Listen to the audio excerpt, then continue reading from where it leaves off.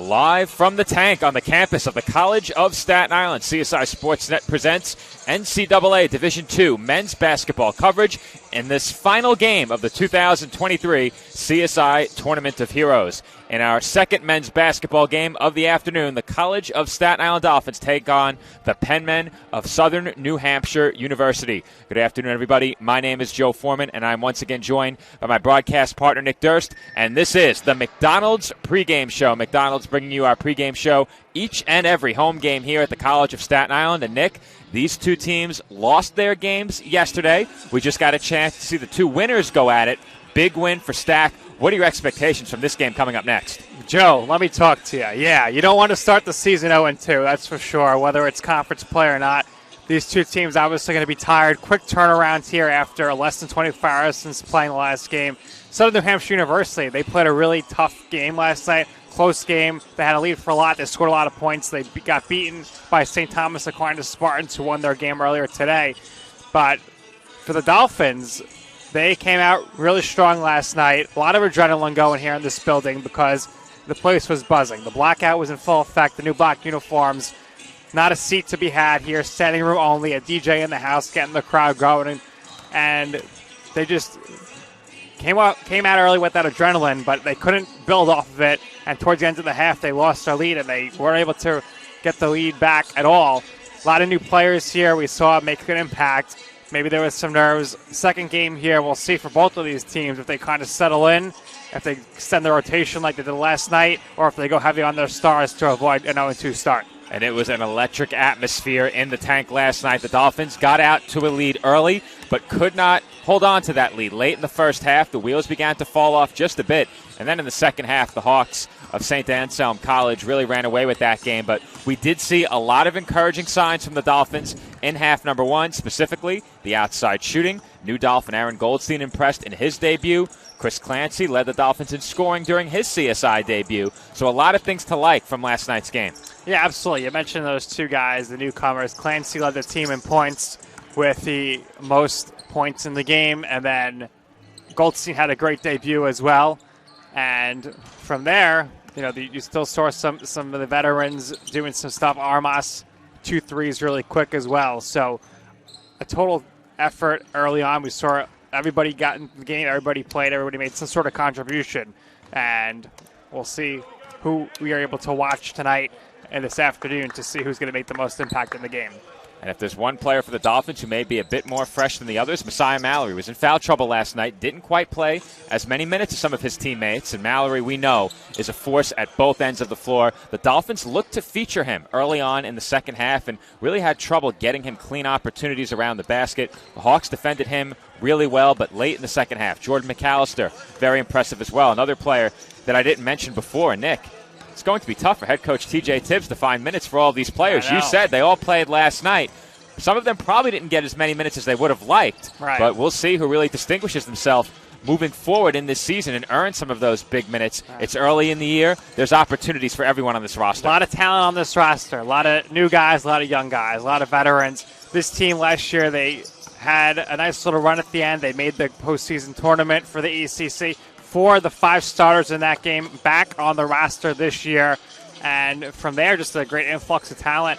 David Shkolny, big loss for the season, has he up for the year. But Mr. Ziris, Justin Ziris, made his debut last night, his re-debut. He hasn't played in a year and a half off his injury. And Oyukemi brothers, they were great. They showed out playing together. Laddie was really strong as well. So a strong debut for some of these players, and of course the veterans, like you said, they're going to lean on the veterans. Messiah Mallory, who is their best player. Bryce Waterman, no one has ever made more three-pointers in a season than Bryce Waterman.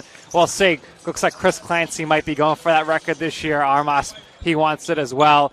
And Goldstein could be in play also as our camera gets knocked over by the referee. So we'll switch to our other alternate angle here of the main screen. Or not. Maybe not. We'll just stay here. So we'll lean in here. And we'll just continue talking, make it to the official. So, yeah, J.J. Chestnut, he's right here. He's looking at us right now. Really strong rookie year, rookie campaign, and we'll see what he's able to do. Let's talk about the Penmen, though. Last night, Jordan Brathwaite, very impressive. No question about it. A lot of players getting in on the action for the Penn men last night, and their first game didn't quite go as they wanted. They got off to a good start as well, and we spoke about that during the early game. The teams that got off to the good starts weren't the teams that came away with the wins last night.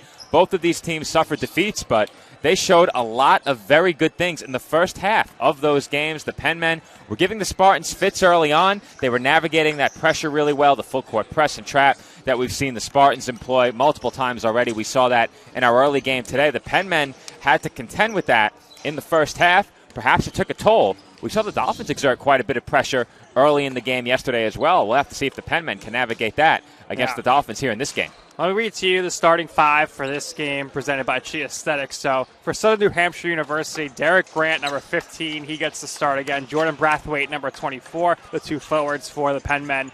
Matt Beck, number 3, Curtis Henderson, number 14, and Alex Rivera, number 23. All had really good games last night for the Penn men. For the CSI Dolphins, you mentioned him before, Jordan McAllister. He finished the game really strong, showing some explosiveness that we missed last year because of his injuries. He's starting, number 1. J.J. Chestnut, we just talked about him. He's starting as well. Aaron Goldstein, who had an impressive debut as a Dolphin, had those early points. He's starting, number 21. Bryce Waterman, number 22. And, of course, Messiah Mallory starting as well, the big man in the middle. Well, taking a look at a couple more standouts last night for the Penn men. Grant on the glass played a huge role in that game early especially. And then Rivera from beyond the arc, two of the starters in the lineup today that you mentioned. Rivera from downtown gave them a spark offensively as well. The Dolphins will have to contend with those two on the defensive end of the floor throughout this game. But shifting our focus back to the Dolphins for the final minute before the introduction of lineups. This Dolphins team picked to finish third in the ECC preseason coaches poll. They traveled to the University of the District of Columbia last season against the Firebirds. They got off to a hard start. They fell behind by over 20 points in that game. They battled all the way back to within 2 late, only to come up short. You know that left a sour taste in the mouth of the Dolphins. But that being said, they are, again, among the favorites in the East Coast Conference this year. They've gotten an up-close look at the Spartans twice. They will play the Spartans later this season. The Dolphins hope to make a similar statement in this game to the statement that the Spartans have made this weekend, starting 2-0. They get that opportunity in just a few short minutes. So Nick and I will step aside and take a break. With 12 seconds to go before the introduction of starting lineups, we thank you for tuning in to the McDonald's pregame show. We'll be right back with the start of Dolphins and Penn men coming up next.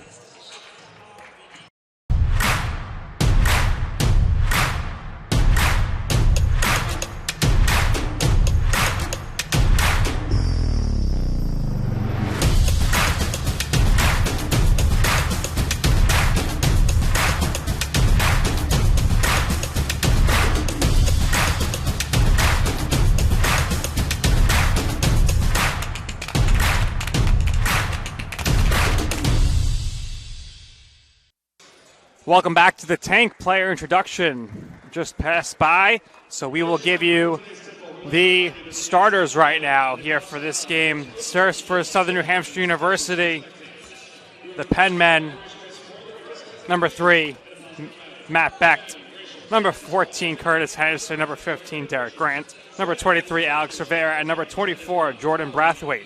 For the College of Staten Island Dolphins, the lineup, the starters is as follows. Number 1, the guard, the senior from Newburgh, New York, Jordan McAllister. Number 3, the guard, the sophomore from Watervliet, New York, J.J. Chestnut. Number 21, the freshman guard from Staten Island, New York, Aaron Goldstein. Number 22, the forward, the graduate student from Colony, New York, Bryce Waterman. And number 23 from Watervliet, New York, the junior, Messiah Mallory. Players game over here, dabbed us up a bit, and we are going to get set for tip-off here. The SNHU Penn men and the SI Dolphins, both at 0-1 this season in the Tank. And we are underway as we get ready for the tip here to get things started. Mallory and Grant to jump. Mallory wins the tip to Chestnut. Chestnut gives it to Goldstein. Nick Durst here on the call. Joining me shortly will be Joe Foreman, attending to his ACC duties right now. Goldstein to Chestnut. Chestnut inside to Mallory. Mallory backing down the defender. passes it to the cutting Chestnut, and it's good. What a layup to get things started here. Good start to the game there. Nice feed by Mallory, who got the double team. Gives it to Chestnut, and he scores. Back the other way now. The Penmen looking to answer. The corner three is good. For number 24, Jordan Brathwaite. Good-sized crowd here this afternoon, excited. And we have an injury as Mallory is down. You do not want to see that so early in the game. Key player here going down with perhaps an apparent ankle injury.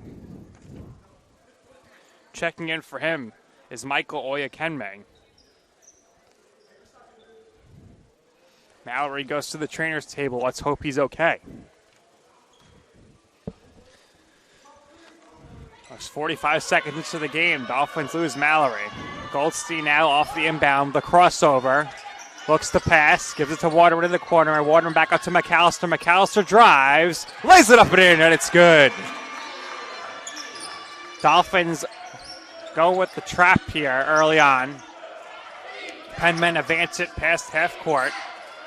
Back over to Henderson. Henderson passes it around. The ball's back to Beck. Back to Henderson now. Henderson gives it to Rivera. Rivera drives, kicks it back to Henderson. 9 on the shot clock. Henderson directing traffic.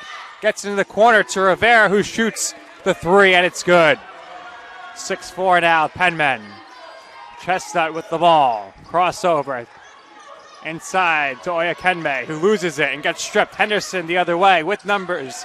Dishes it to number 15, Derek Grant, who slams it home. And Coach TJ Tibbs is going to have to take an early timeout here as the Penmen go ahead 8-4.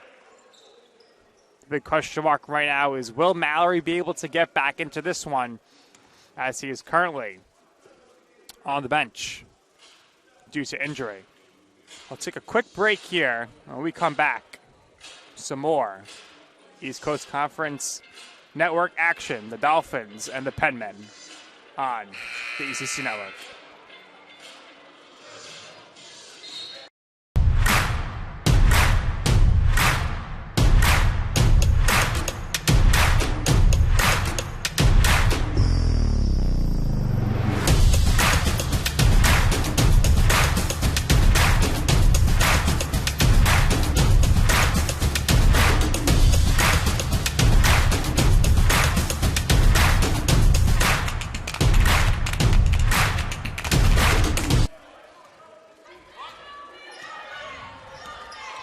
And we are back from the tank where the Dolphins trail 8-4. Had to step off headset for a couple of minutes. We were passing along the game film from game one very quickly. I retreated up to the platform where our camera is stationed, passed the memory card back, and made my way to the commentary desk.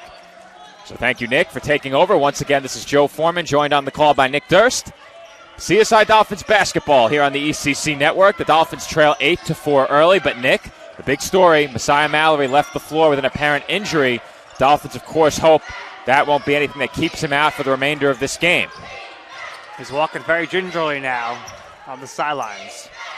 That shot comes up short. Ball is loose, and diving to the floor was Grant Jr. He got his hands on it, but the possession arrow, or I should say a timeout, was granted. So the possession arrow would have favored the Penmen, but instead, Southern New Hampshire University calls a timeout. So for the Penmen, couple of early three-pointers. Two names we highlighted during the pregame, Nick.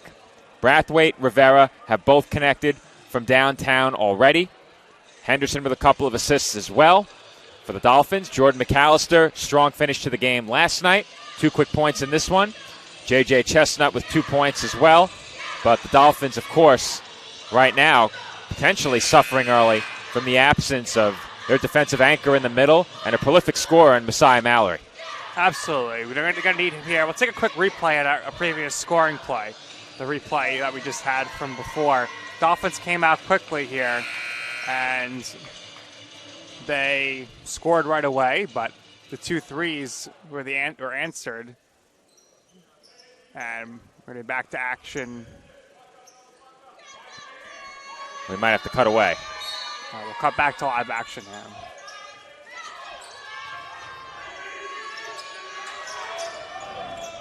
Feed inside. Grant Jr. kicks out. Henderson dumps it off. Grant Jr. again off the window, no good. And Brathwaite went for the putback, but another attempt off an offensive board is good. And Southern New Hampshire now leads by 6. Second chance points, Nick. We saw it in game 1 today, paying off in a huge way for the Spartans. 2 right there for the Penmen as McAllister is strong on that shot. Brathwaite took out his own man, and the Dolphins will get another possession out of it. More subs here as Waterman and Goldstein sit down. And Adelaide Oyokenme checks in along with Chris Kleinsing. Chestnut will inbound. Oyokenme left open, and he rattles in a 3.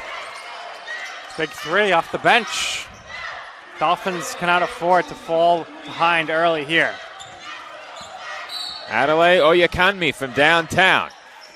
Dolphins back to within 3, and a foul is called. And last night, Nick, we saw the Dolphins get into foul trouble early. 2 fouls through the first 3 minutes and 3 seconds here today. See if history repeats itself.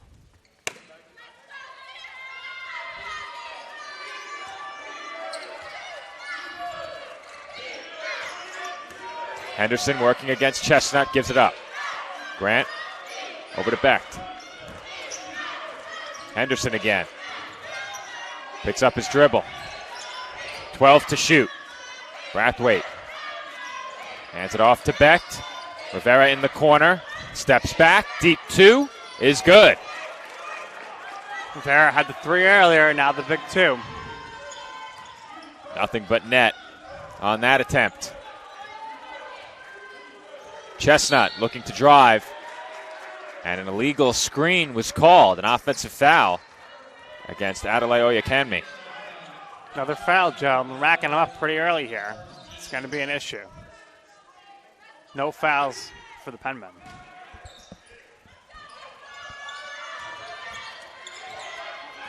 Already 3 team fouls on CSI, something to keep in mind early in this first half.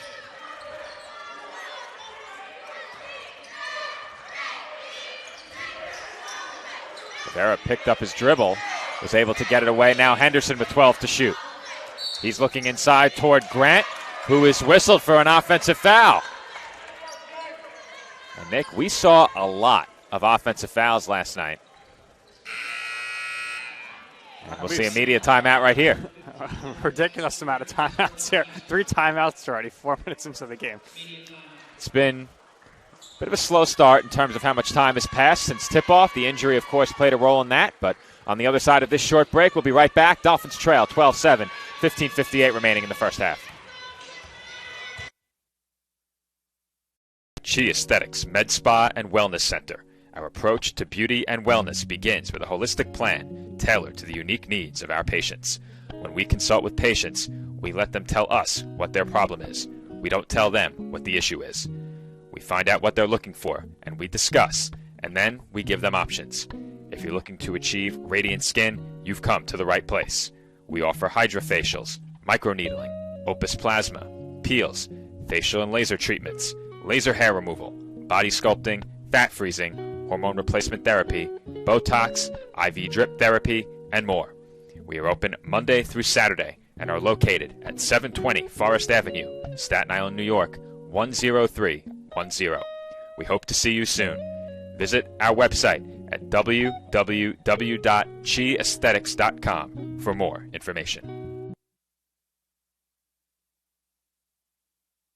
And we are back from the tank where the Dolphins trail by 5. Our score 12-7 with 15:58 on the clock in this first half. And Nick, Messiah Mallory has not returned to the game. However, he is still in uniform on the Dolphins bench. We'll monitor that the rest of the way. I saw him relacing up his left shoe, so I'm going to guess it was a left ankle injury. Maybe he got it taped up. Not sure if we'll see him again, though, in this one. Clancy, McAllister, Oyokenme, and Chestnut in for the Dolphins. JJ backs in, and the turnaround jumper is good. Nice job there by J.J. Chestnut. Henderson will bring it up. Dolphins getting back to position defensively, not pressing too aggressively early in this game. Dolphins a team that, it seems, really likes to capitalize when they have momentum and beginning to exert defensive pressure around that time as Derek Grant Jr. gets the hook shot to go.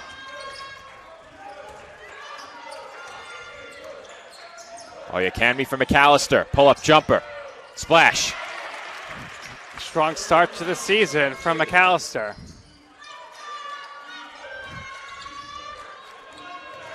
Dolphins back within 3 again. A double Henderson. This is Becht. Over to Rivera. Pull up 3 by Rivera. They call it a 2. It rims out. Brathwaite with the rebound. Kick out. Henderson for 3. Way short.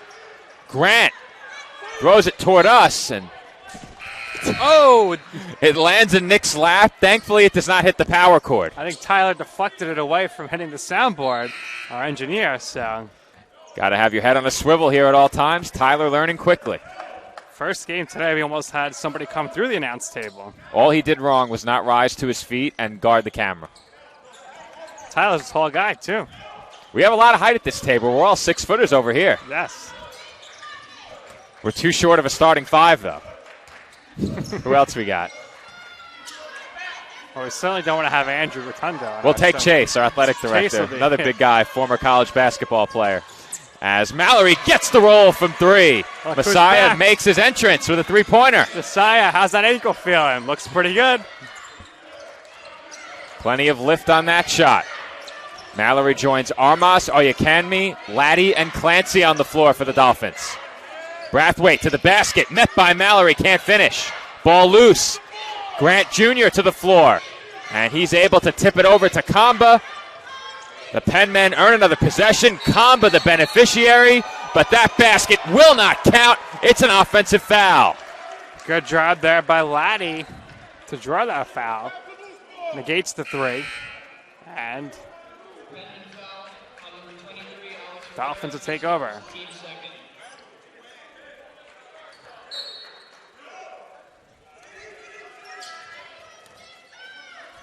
Laddie will bring it up.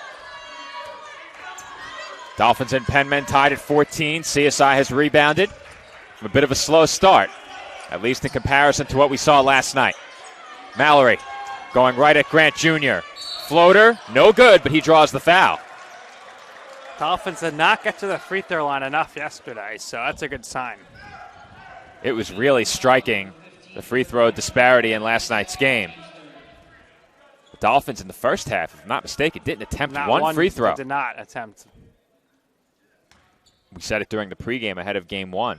St. Anselm went to the line 23 times last night. The Dolphins just 7. They did make all 7, though, so they need to get there more. Commentators jinx, Nick. Different game, different day. A look of dejection on our faces, though we're impartial here. One more coming for Mallory, chance to give CSI the lead. Should I try some reverse jinx again? Man, it's been a while since the Dolphins have blown a team out. That free throw is good. They call me Jinx Supreme. Good to see that Mallory, his injury doesn't appear to be too bad. Kamba heaves one up the floor. Santos was open, passed up the 3. 20 to shoot for the Penn men. Rivera gives it up and gets it right back. He'll try another 3, and that's good. Rivera there hits the 3, goes for the high 5 from Noah Kamba, who left him hanging, but the shot was good. Laddie, splash. Laddie with the 3, and the Dolphins are ahead. Just over 12 and a half to go in the first half. And the Dolphins are whistled for the foul along the sideline. 14th foul.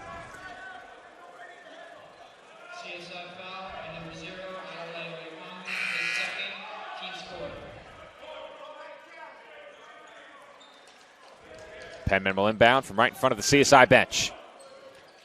Jordan McAllister back in the game.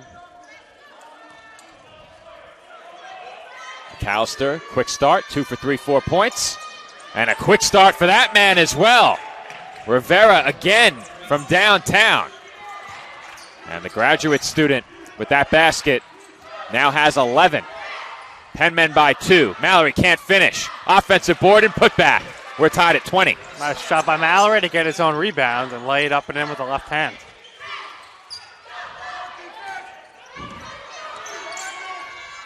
Feed inside to Santos. Caught him off guard a bit. Kamba for 3. Way too strong, but it's off Clancy. Out of bounds. Media timeout coming up with 11:56 on the clock. Score tied at 20. Just over 8 minutes gone by in the first half. We'll be right back. The Kettle Black on Staten Island, a top 5 wing joint in America by Food and Wine magazine. Serving daily lunch and dinner at the bar or on the floor. Perfect for family and group parties with top shelf drink and delicious food. From great times with good friends. Live sports and watch parties. To Staten Island's hottest nightlife. The Kettle Black features live music and DJs weekly. The Kettle Black features daily and nightly food and drink specials. The best Staten Island has to offer is at the Kettle Black. We'll see you there at the Kettle Black, located on 415 Forest Avenue, Staten Island.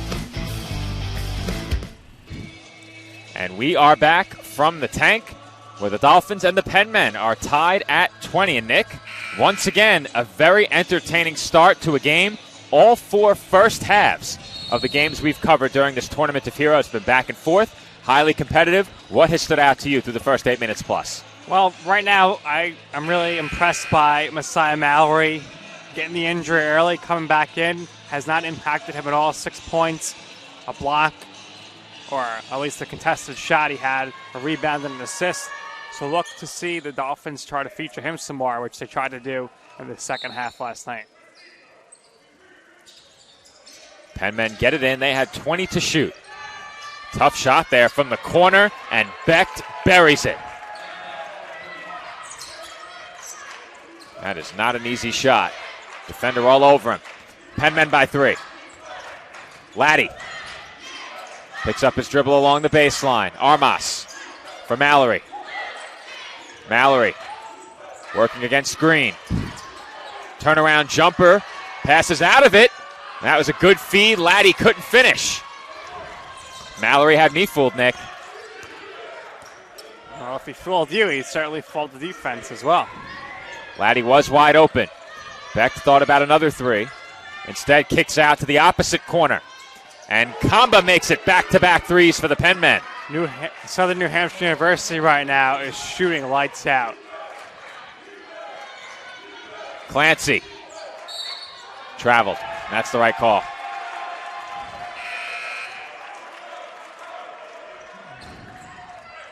Pair of substitutions coming in for the Dolphins.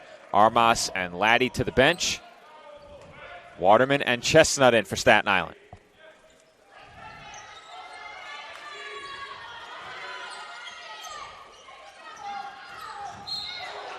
And that's a blocking foul on Chestnut. Kamba doing some push-ups for some reason. Got to be careful that doesn't get a taunting foul. CSI foul number 3, JJ Chestnut, his second, team's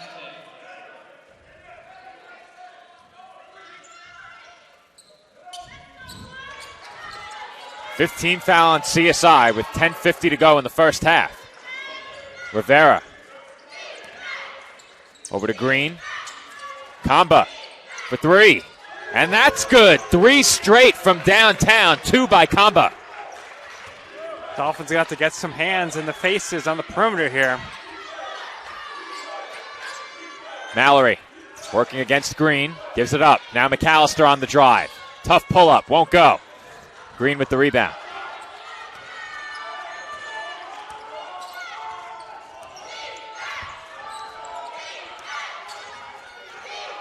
Kamba surveys the floor. Inside of 20 on the shot clock.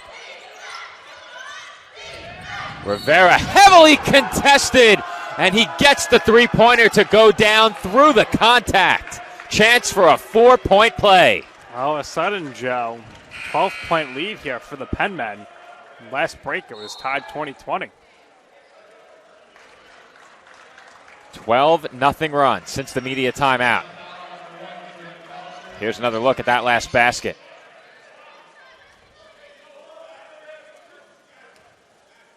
Not often you see those fouls on three-pointers coming on the arm of the shooter. Most often it's a shooter getting in the landing zone. Rivera completes the 4-point play. It is now a 13-point lead. And Chestnut ends the 13-0 run with that turnaround jumper.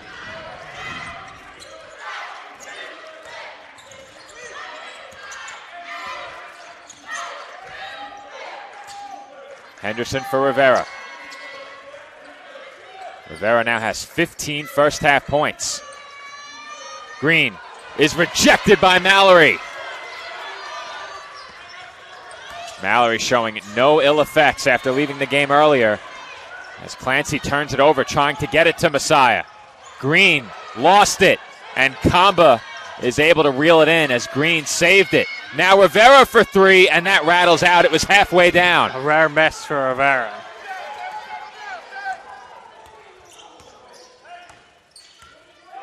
Rivera really feeling it right now. That shot just rimmed out. Clancy gets his man in the air and banks in the floater. Good answer there. Rivera, former D1 player with St. Peter's, who made that run a few years ago in the tournament.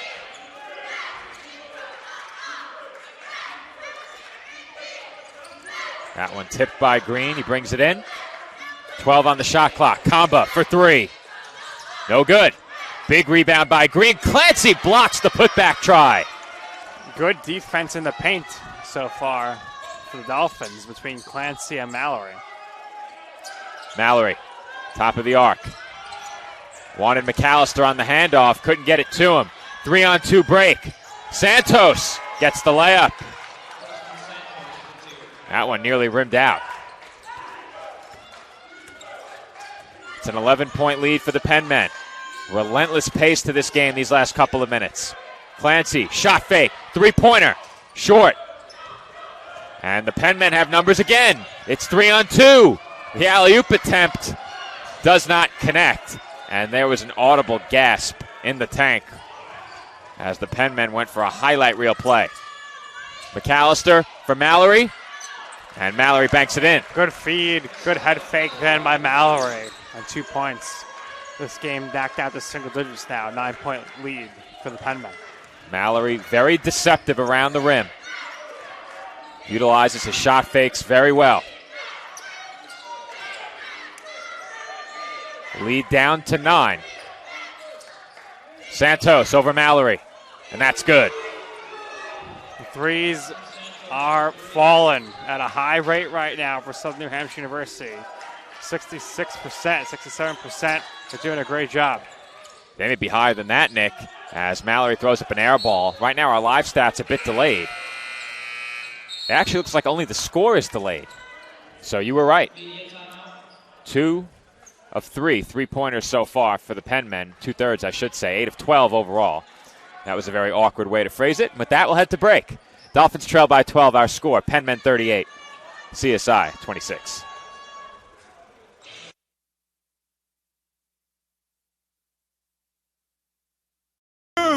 No, I'm right. The podcast that uncovers the origin stories of some of the biggest names in sports, media, and entertainment. Nick Durst here along with Joe Calabrese. Here we are, 200 episodes later, got 150 episodes with guests, our friends, soon to be your friends. Well, it's pretty clear, Joe, that it's all about You Know I'm Right, the podcast. That's my You Know I'm Right moment.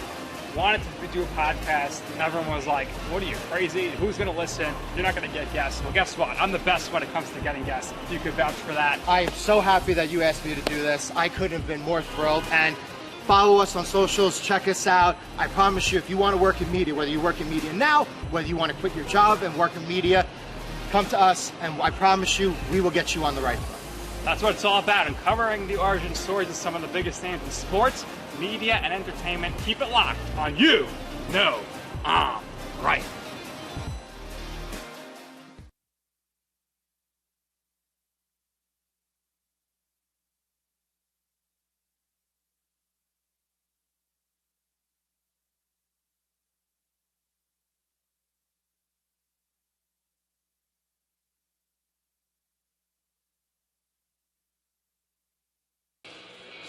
Back here in the tank, Penn men leading the Dolphins 38-26 with 7 minutes left in the first half.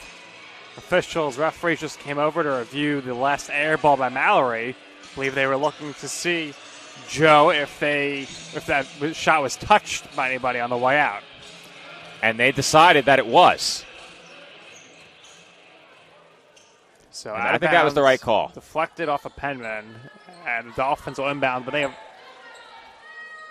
Now, if we want to be grammatically correct, do we say a Penn man or is it Penn men because that's the team name? I guess you got to go with the Penn men. That's the team name. But if it was one play, would you call him a Dolphin or a Dolphins? Exactly. Right. Waterman can't get the spinning hook shot to go, but the offensive board is pulled in by the Dolphins, and Oyakemi drew the foul.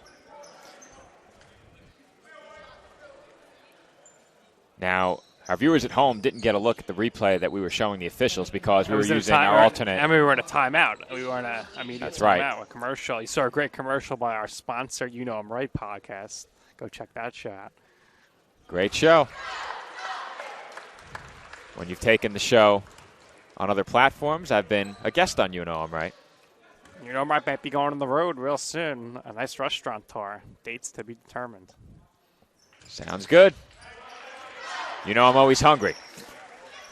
Dolphins within 10. Blake Wilson in the game here for the Dolphins, along with Ziris.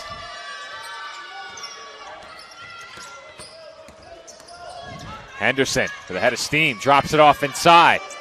Dolphins double. Oyakemi strips the ball away from Collinsworth, but Henderson steals it back. Count it, and one. Great job there by Henderson to steal the ball back. Clancy was not expecting it, and he's able to lay it in and get fouled. Great effort defensively by Henderson there. And he earns the 2 points, plus one more coming from the line.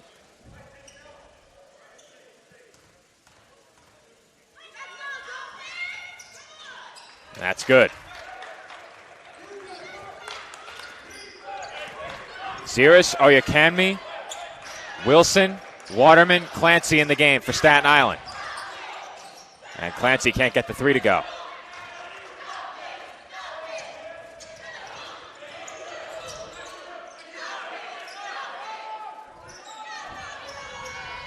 New unit in for the Penn men as well. Brathwaite, Choate, Becht, Collinsworth, Henderson, the 5 for SNHU. And there's 3 more for Matt Becht.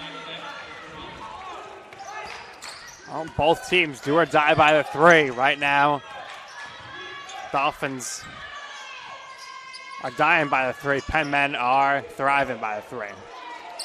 That last make, Becht now has 6, and the Penn men are 10 of 14 from beyond the arc.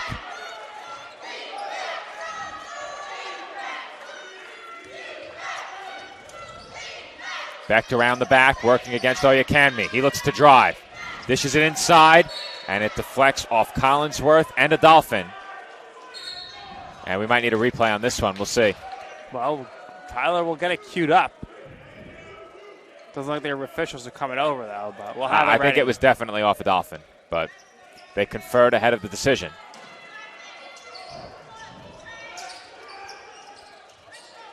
Becht in the corner, and he knocks it down. Wilson all over him. Right in front of the Dolphins bench. No answers right now for the Dolphins defensively. It's a 19-point game. Wilson draws the foul. Dolphins thus far, in stark contrast to last night, have only attempted 4 threes. And despite that, this will only be free throw attempts number 3 and 4 for CSI in this game.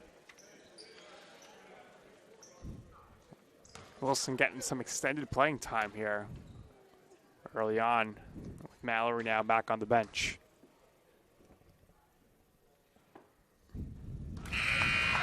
Wilson hits the first.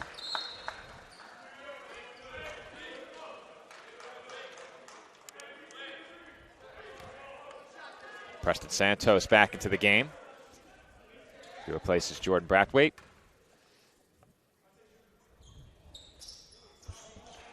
And the second free throw is good. 2 of 2 trip to the line. Dolphins within 17. And you get the sense, Nick, that CSI needs a strong 5 minutes here to close out the half. And that certainly helps. That's a start. They got to score, though. They need to make their threes start falling, because if you're getting into a three-point contest here with the Penmen, you're going to lose. The Penmen right now, they really just can't miss.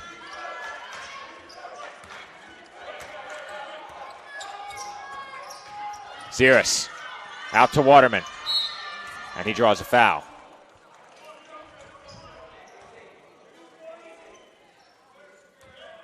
That team foul, only number 6 on the Penmen.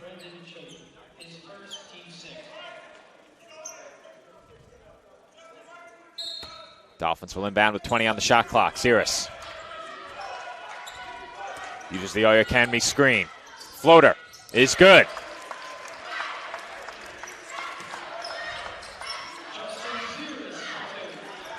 That was tipped away by Wilson. And we saw this in yesterday's game, Nick. The Dolphins really like to begin exerting this full court pressure when they feel momentum could be swinging in their direction. Yeah, hopefully it will pan out here. Come away with some steals and some easy buckets. Penmen did a great job against pressure in the first half against Stack last night. Not so well in the second half.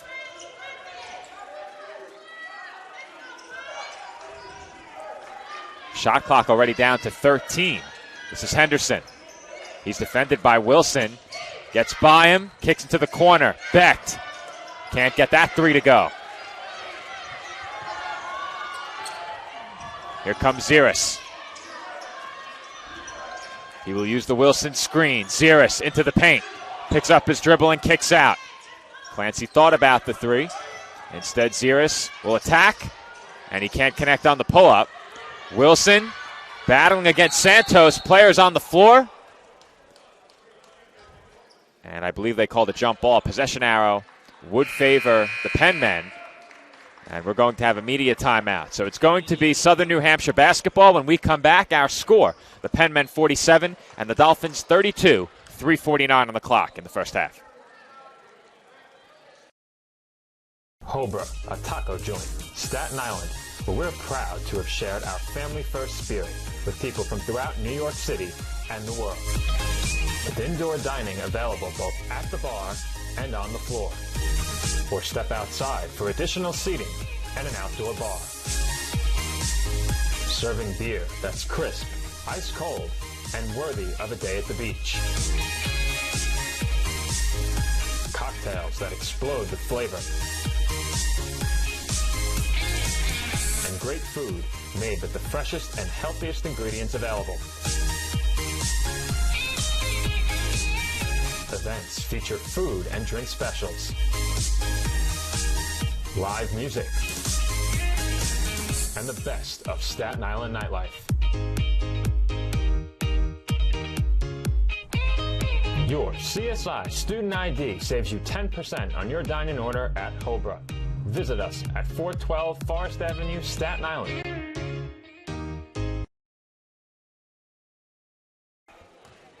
And we're back from the tank where the Dolphins trail by 15. Our score 47-32 with 3:49 remaining in the first half. Dolphins fell behind by nearly 20 points in this first half, but have been able to slow things down just a bit. Penmen offense was connecting from three-point range from everywhere, Nick, and the Dolphins in this first half have now surrendered, I believe it's 10 three-pointers. Our live stats right now having some trouble updating. Make it 11 threes. 73%, or now 68.8% from three-point range, which is really good for the Dolphins. Only a 50%, only 3 of 6. Once again, the Penn men don't get into their offensive set until there's about 20 seconds left on the shot clock. So the Dolphins' press is succeeding in that regard. Green had to pick up his dribble. Now Santos finds Rivera. 5 on the shot clock. Rivera's double teamed. Santos left open for 3, and he can't make the Dolphins pay. Mallory has the rebound. Wilson attacks and is fouled again. Blake Wilson making his presence felt since coming in off the bench. He'll head back to the free throw line. Dolphins here need a big last 3 minutes. See if they can get into the game, into the second half, trailing by 10 or less. 3 minutes and 11 seconds on the clock in this first half. And I said it before, Nick. You just got the feeling the Dolphins really needed a strong close to the half as Wilson misses the free throw. And at the very least, they've slowed down the Penn men offense as they were on track for well over 100 points, which would put us on record watch again. 2 years in a row, Tournament Heroes record. I believe the Spartans set the record last year. It was either the Spartans or Bentley University, if I remember correctly. We'll double check that right now. Did they set it in back-to-back games or back-to-back days or something like that? I think the record was set in back-to-back seasons. Okay. I'll have to update that record book early this week. Make sure we have complete Tournament of Hero record keeping. I think we have 2 years worth of records to update. I think the record was around 111, 112 points, if I remember. Well, the record last season was set by Bentley. They scored 113 against Goldie Beacom. Now, if you go back 2 years, Well, we got to see what the Spartans scored last year. I don't know if we have that. Well, last year was the score I just showed you, the 113. Going back 2 years, we had 112 by the College of St. Rose. That's what it was. So it was back-to-back years. Back-to-back years. I believe I also have the previous record before that as well. We'll take a look at that later. Santos at the line, and that free throw rattles out. Dolphins getting some help here late in this first half. Yeah, big 3 here would do the Dolphins wonders. Well, the Penn men missed an open 3 that Becht attempted. That free throw wouldn't go. Dolphins will certainly take it. Waterman can't find anywhere to go with the ball. Finally, he gets it to Clancy. 10 seconds on the shot clock.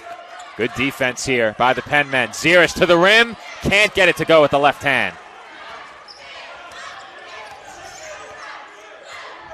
That would have made it a 12-point game. 4 Dolphins at the scorer's table now. Rivera stumbled along the sideline, and he will call for it back. Now Henderson with 12 on the shot clock. Henderson defended by Waterman. Can't get the pull-up to go off back rim, and it takes a great bounce for the Penn men. Rivera, the beneficiary, he makes another 3. Rivera tough to stop right now from 3-point range. Well, he's impossible to stop when you're getting bounces like that. The ball went right to Henderson. Henderson immediately found his open teammate, and Rivera has been making opponents pay each of these last 2 days as the Dolphins turn it over.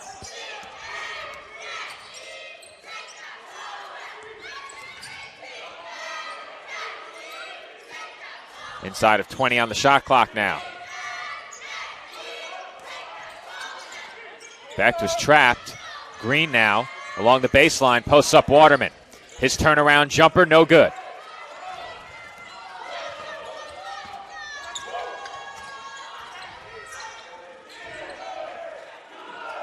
Mallory thought about a 3. Jab, steps, and drives. Working along the baseline, finds a wide open Wilson. No good. Rough first half here for the Dolphins. Not a lot of shots falling. And on the reverse side, everything falling for the Penn men, who are on pace for 100 points. Henderson kicks out. Rivera defended well by Ziris. He would not let him get any space. Here comes Becht on the drive. Great feed to Green. He's double teamed. And it will stay Penn men basketball. Good defense there by Justin Ziris.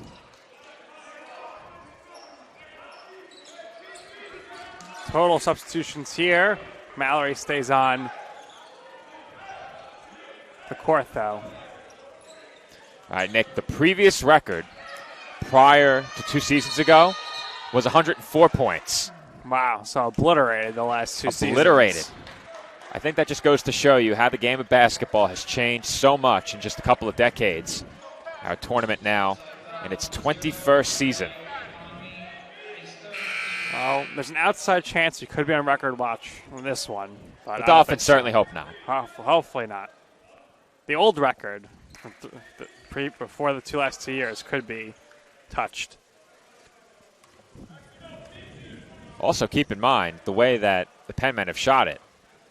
The field goal and three-point percentage records were on watch as well, as Southern New Hampshire misses another free throw. Dolphins going to hold here for one shot. Back in 2015, CSI shot 69% from three-point range in a game. Penmen right now at about 67%.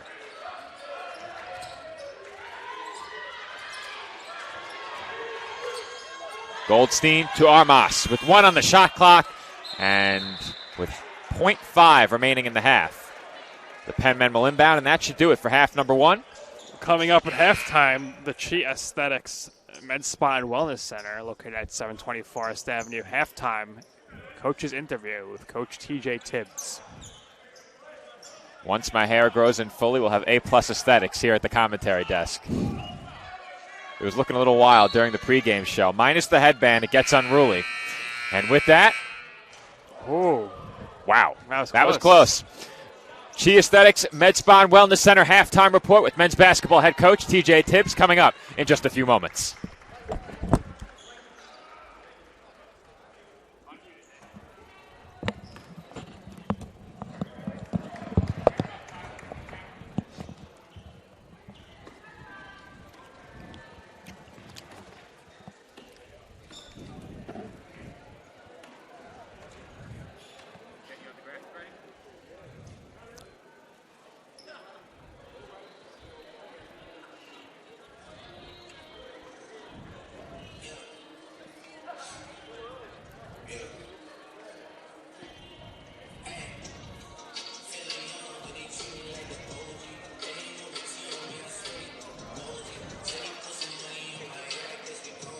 Welcome back to the tank here, live at courtside for the Chi Aesthetics Med Spa Wellness Center halftime interview with Coach TJ Tibbs. Coach, rough first half here, but I noticed you're getting all your players in the game, going really deep in the bench here. So how do you determine what that perfect combination is of going to be on that rotation? There is no perfect combination. That's why we play these games early. That's why we schedule good teams, so we find out what the floors are early. We want to compete, we want to win these games, and that's what we're going to go upstairs and try to figure out. But there's no such thing as a perfect combination. So the boys are fighting. We got to figure it out, and it's my job to figure it out, and we will. Absolutely. So right now, your opponent, Southern New Hampshire University, shooting lights out from three-point range, specifically Rivera. Seems like everything he's touching is going in. How do you combat that? He's got to have a hand in his face at least. I mean, he's a phenomenal player, great shooter, Beck as well. But they got to be contested more. And we were there a couple of times, but not what we really think is there. So we don't usually play the size. Rivera doesn't have the size, but Beck does. So we're not used to playing that type of size, but it doesn't matter. We need to be to the body so they can't even get the shot up. So we'll make adjustments, and we'll be better. All right, thank you for your time, Coach. All right, Best luck in the second half. Thank you. That's going to do it for the Chi Aesthetics Med Spa and Wellness Center halftime report. After this break, we'll be back with the second half action live for the tank.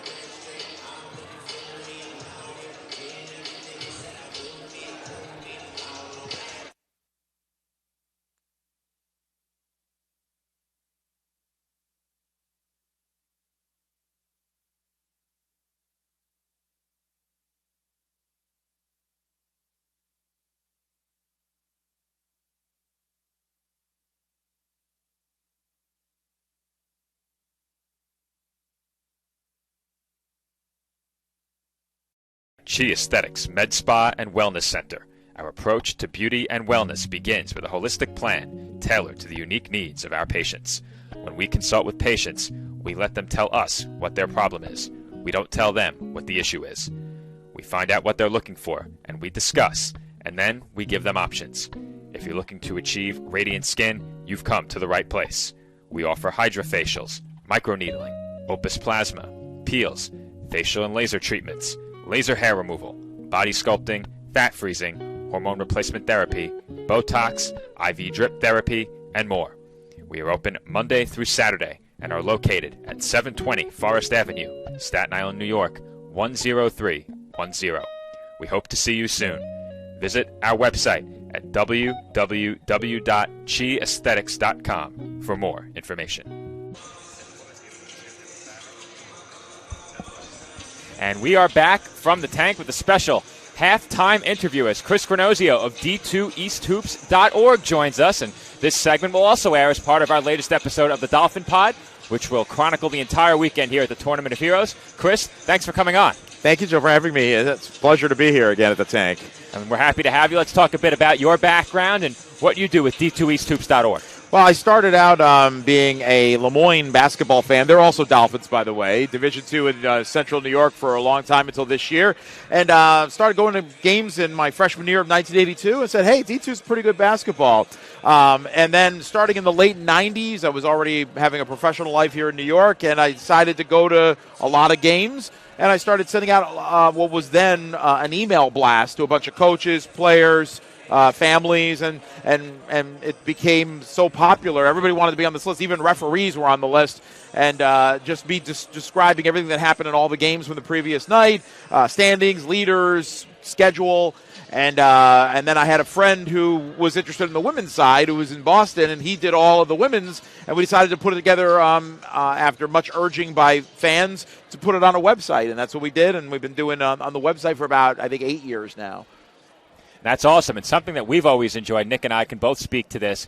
We're big broadcasting fans. We love calling the games, and our previous sports information director, you might know him, David Pizzuto, who was here for quite some time. Yeah. No doubt a future Hall of Famer. The three of us formed a broadcasting network not too long ago. We go around the region and broadcast a lot of games. Great. So we both get to do what we enjoy throughout the region, but you're here at the Tournament of Heroes each of the last 2 years, probably much further back than that, though I've been the point of contact the last 2 years. What brings you to this event every single season? What makes it special? Well, first of all, it's close. I live in Manhattan, so it's convenient. Number two, it is fitted into my schedule. Lemoyne played last night at Villanova, so I didn't have a conflict this weekend. Number three, great tournament because TJ does a great job of bringing in awesome teams. Yeah. A lot of schools will just, a lot of programs will say, it's an early season tournament. Let's get some cupcakes on the schedule, get some easy wins. But he's 0-5 all time in this home tournament as a Division II head coach. I know he wasn't the head coach officially 2 years ago, but right now I love what he does to build the program. He's saying, look, guys, these are the teams and the programs we want to aspire to being. We want to be in their shoes in a couple of years, and he's building up to that. I know this first half wasn't indicative of the type of team that he wants to build, but he's got pieces. He knows what he's doing. He's in a conference where they can jump up to the top, right next to Damon and St. Thomas Aquinas. I think he's got an idea what he's doing, and so yes, this tournament, 3 NCAA teams from last year in a November tournament, you'd never see that. Right, to start the season and back-to-back days they're playing, so obviously a lot of fatigue going on. Playing 2 games within less than 24 hours, not going to happen again the rest of the season. Mm-hmm. Question for you here: tell me something you love about Staten Island. About what? Staten Island. Staten Island. Oh, you mean the school or all of Staten Island? All of Staten Island, the community we got here. He has to say the College of Staten Island now, right? Well, yeah, for sure. You could say the athletic communications contact for this Staten Island. Well, you're doing a great job promoting yourself, so I'll let you do it. But no, I love coming here. I've always been treated. I mean, it's only been 3 years since you guys have been in Division II, but you've treated me like a king every time I've been here. Everybody's been wonderful, from Chase Licata to the SID to everyone here. I love the atmosphere, and I've been to every gym in the region. I go every year to each gym, and this is right up there near the top, if not number one in the region as far as atmosphere for a game. Well, you spoke about the program that TJ is aspiring to build with this men's basketball team. I have a good story from a few years back. Yeah, I was a part of the men's basketball opening trip. They went down to Florida. They faced Nova Southeastern and Barry University. They lost that first game, I believe, by 70 points. Yeah. Then they traveled over to Barry, and the fans were giving TJ a hard time behind the bench during the game because, the home fans get riled up when it's a big victory for their team. And at Barry, he told us after the game was over, one day we'll be back and we'll be on the other side of this result. And we hope to see him continue to take steps in that direction. But my question to you, any great stories you've gotten from other coaches, maybe players throughout the region that might be good to share, that some behind-the-scenes things that we don't necessarily get to see on the court that you could share. Well, that's a loaded question because I've been covering Division II college basketball for over 40 years, so I'd have to really think about that. Geez, you put me on the spot here. I got to think. There's so many great stories, many of which I can't say on the air. That's because what I'm thinking. They'll either That's the incriminate challenge. someone or there's something off Those color. are the challenges. Yeah, those are the challenges. No You know what? Let me get back to that because I got to think of all everything's a jumble Think in it my over. head. Last question Yeah. for me. Yeah. Who do you think has the nicest uniforms in D2? Ooh. Well, you know, I tell you, I've been interviewed many times. I've never heard those two questions before. So credit to you guys for coming up with the ingenuity. That's why we are the best broadcasting team in the ECC. We'd like to think so. There have been some really awful uniforms over the years. Right now, and again, this is a brand new season. I've only seen a couple of teams so far. Going off last year, again, you got me for a loss. I've got to get into that frame of mind of remembering what everybody wore for uniforms. All right, we'll narrow it down. Best in the ECC. Okay, I'm not a fan of St. Thomas Aquinas' gold uniforms. They wear those at home. I'm not a big fan of those. Let's see. I like their road uniforms. I like CSI's color scheme, and I like the home uniforms. The road ones, the light blue, right? If I remember correctly, they wear light This blue. year road. it's switched up. The white they're wearing today is now the road, and they have a new black uniform that they wore last night. Oh, okay. And I heard there was a blackout here last night, and you had Yes. a full house. So Full house. Yeah. Standing sorry I room missed only. that. The Fanatics did a great job turning out. That's tremendous. So let's see. Roberts Wesleyan has okay uniforms. Mercy has nice uniforms. Trying to think of the other teams here. Deauville. You have Deauville and Damon. Deauville's got the best floor of any school in the region. Yeah. They've got the skyline of Buffalo emblazoned into Really? it, Nice. and they have a peace bridge up on the upper beyond one of the baselines. That's the peace bridge from Canada to New York with the two flags. Wow. Beautiful. Yeah, that's a nice gym. Might need to give the design team here some ideas for our walkway up top, but a lot of sponsors up there, many of whom we've named throughout the weekend. So, Chris, it's been a pleasure. Thanks for coming on. We have about 5 minutes to go until the second half. We'll let you get back to your seat at the table and take in the second half. Thank you so much for coming on. Thank you. And next time, I guarantee you I'll have a story for you that's ready for air. There's a reason I left 5 minutes between now and the half. You can tell me those off-color stories. Oh, I once we will. take the Yeah. headsets off. Okay. Chris, thank you so much Thank for you. coming on. Be sure to check him out and his work over at d2easthoops.org. We'll be right back for the start of the second half.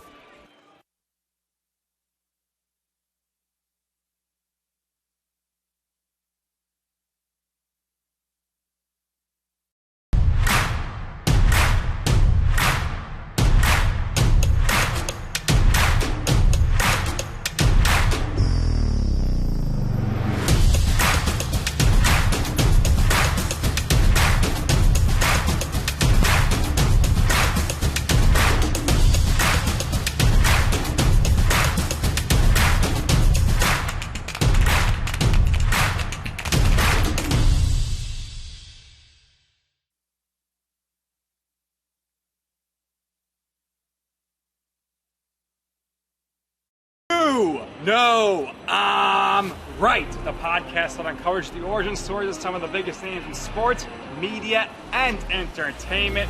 Nick Durst here along with Joe Calabrese. Here we are, 200 episodes later, about 150 episodes with guests, our friends, soon to be your friends. Well, it's pretty clear, Joe, that it's all about You Know I'm Right, the podcast. That's my You Know I'm Right moment.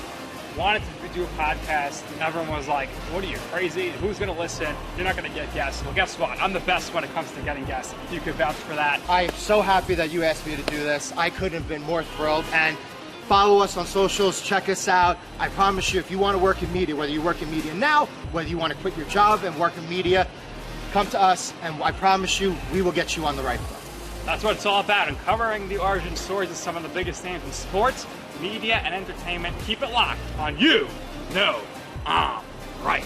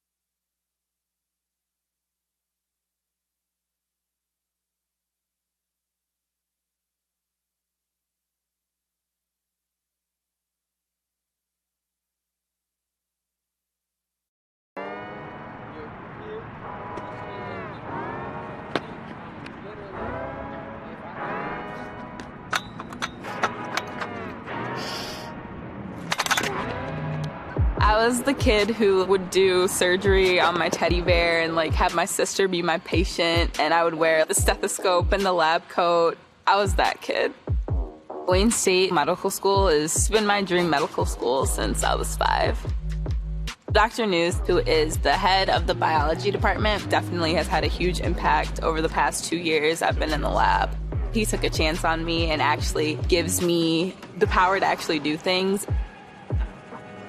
Athletics are important, but so is service, so is research, so is becoming a better person. And we expect you to do well athletically, but don't forget the reason you're here, which is to give back to your community and to get good grades.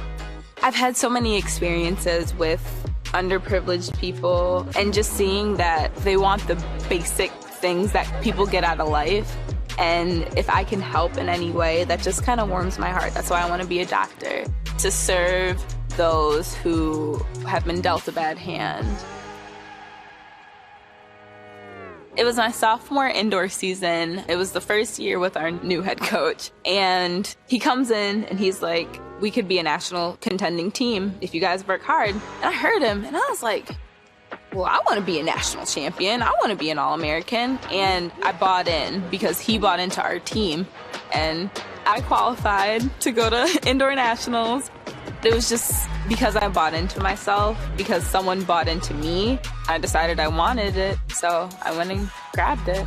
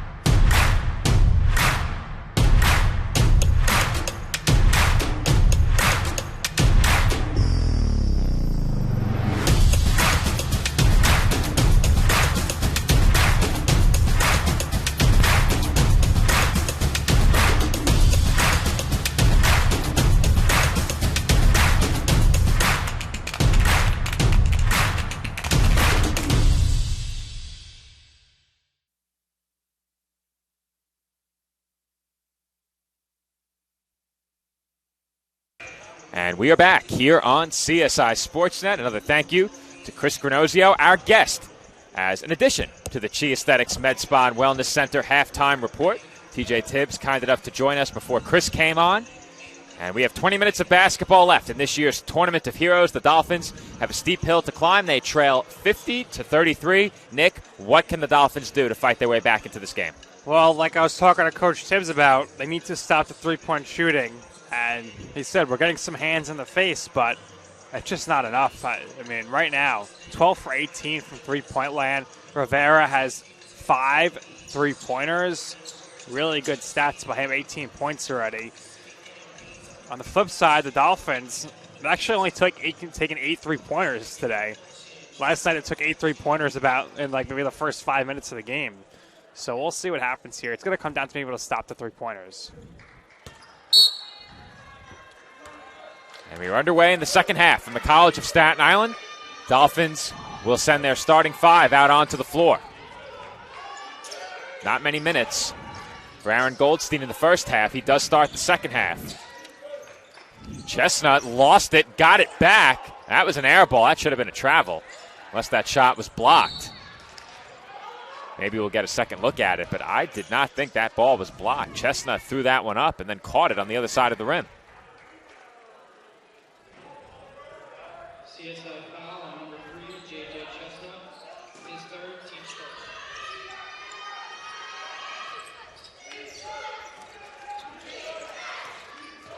Penmen do get possession. Grant Jr. over to Rivera. He had a huge first half with 18 points. Brathwaite back up top. Grant Jr. is wide open, and he makes the Dolphins pay. Wide open. Not a good start here for the Dolphins defensively. Penn men by 20. Mallory back to the basket, picks up his dribble. Nice pass to McAllister on the backdoor cut, but he can't convert for the easy two. Down 20 here. And a dangerous play at the rim there. And Nick, I hold my breath every time I see that frame shaking Tyler up got there. startled. He jumped and hit into me, our engineer here. Really? And we did have an issue with that backboard last year, I think, or maybe 2 years ago. Well, it wasn't a structural issue, thankfully. It wasn't descending. That's the second time today that basket has been left swaying by an attempted dunk. Grant Jr. drew the foul and misses the first free throw.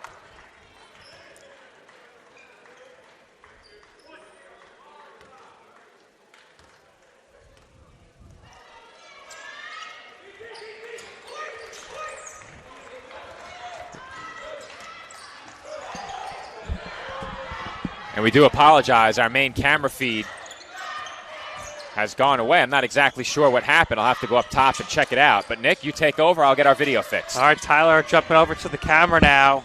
And to the action on the court.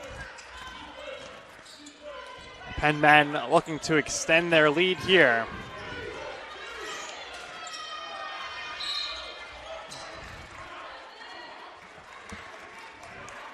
Dolphins now will get the ball.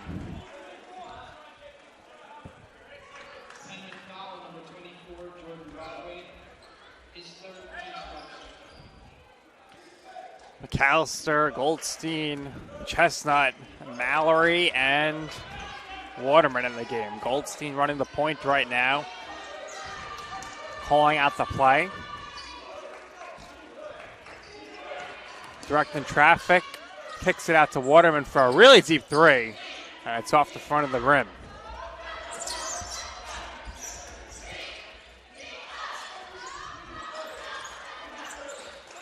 Penn man now.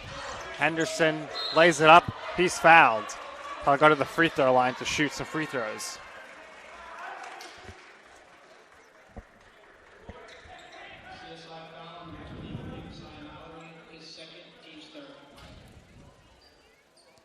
So Henderson here will shoot after Mallory commits his second foul.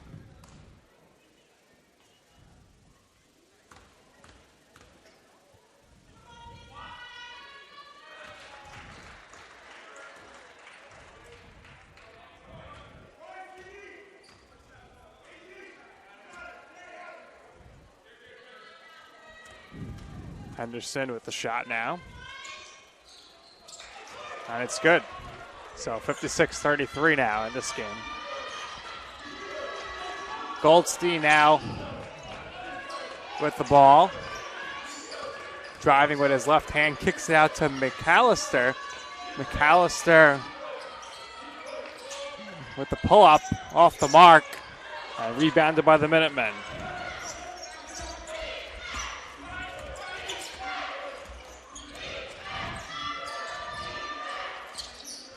With the ball now, the Penn men with the ball.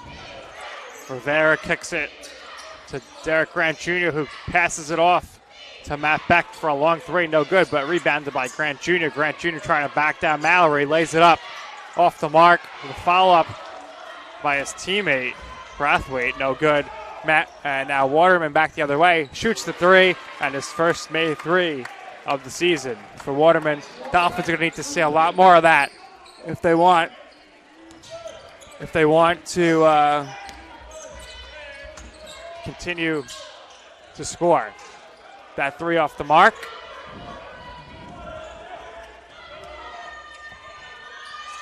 And Goldstein's three is good. And that's going to lead us to a timeout here. So we'll step aside here, take a quick timeout.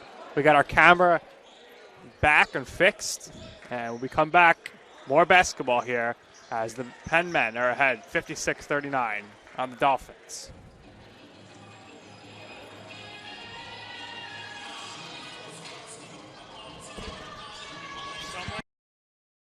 Hobra, a taco joint, Staten Island, where we're proud to have shared our family-first spirit with people from throughout New York City and the world.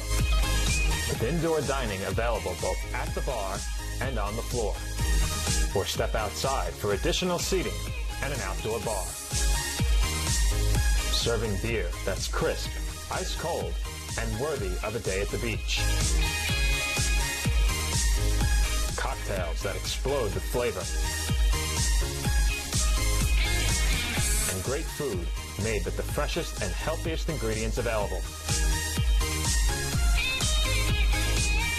Events feature food and drink specials. Live music. And the best of Staten Island nightlife. Your CSI Student ID saves you 10% on your dining order at Hobra. Visit us at 412 Forest Avenue, Staten Island.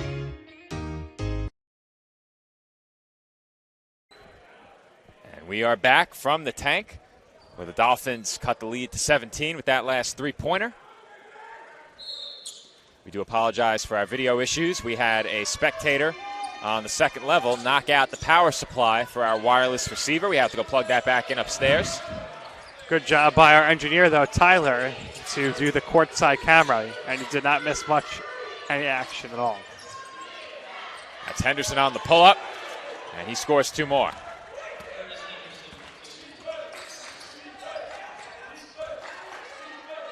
That's Mallory, and he doesn't get the roll, but he has his own miss. And he gets the roll on the second try.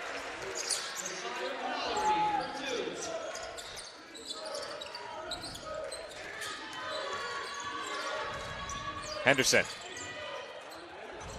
Scoop layup is good. Not much resistance there on his way to the basket. That's Waterman. Splash. Back-to-back made threes for Waterman now. Certainly a good sign here as the deficit is down to 16. It's a shame I missed his first three of the season. He might go back and watch the replay only to be missing the call of splash. Did you give it a splash, Nick? I did not. That's your call. I don't steal catchphrases. Ah. We'll have to make a list of catchphrases that are unique to us. As we have a timeout on the floor inside of 16 minutes, we'll be right back. Dolphins trail 60-44, 15 and a half minutes to go in the game.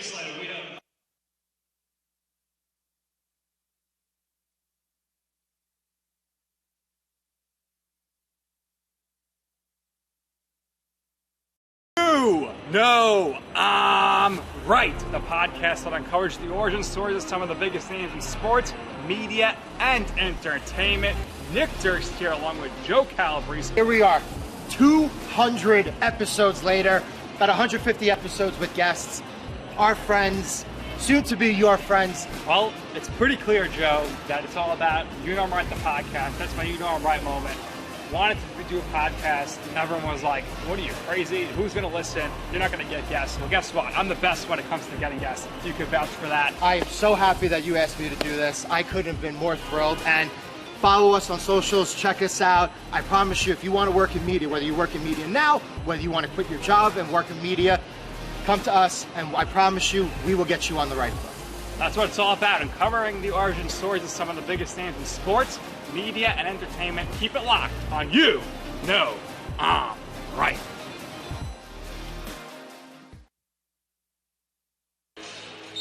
And we are back from the tank where they just wrapped up our big everything contest. Two young fans sporting an extra large jersey, extra large shorts, and a shoe size that probably rivals mine, a size 14.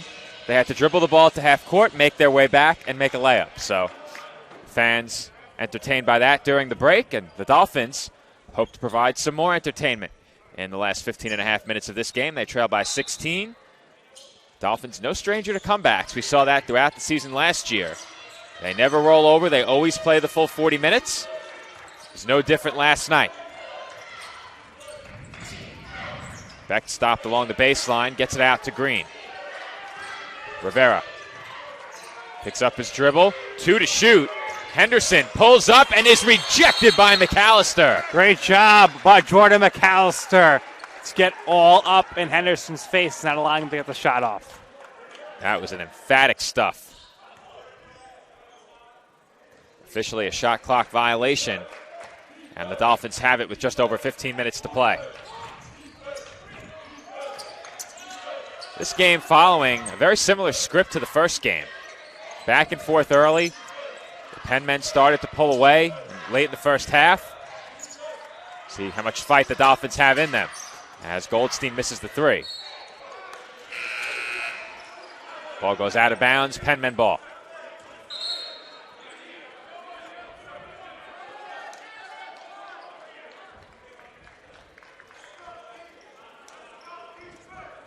Penman making some changes.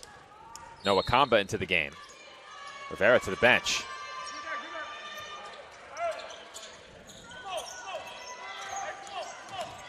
Clancy and Armas to the scorer's table for CSI. Henderson, good pass into the corner. Becht wide open, and he hits another three. Thought that one might have went off the backboard there. I think he might debank that three in. Did he? Thought it might have glanced the glass. Wow. That could be wrong. Waterman, splash. 9 points now for Waterman in this half, all on threes. Penn men better be careful if Bryce heats up. 2 more big three-point shooters getting ready to check in. Clancy and Armas. I said it early in the game, the Dolphins hadn't attempted many threes. That's changed here in the second half. And Kamba answers right back with 3 of his own.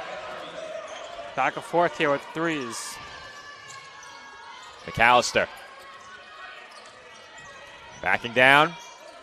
Turnaround jumper from in close, and he draws the foul.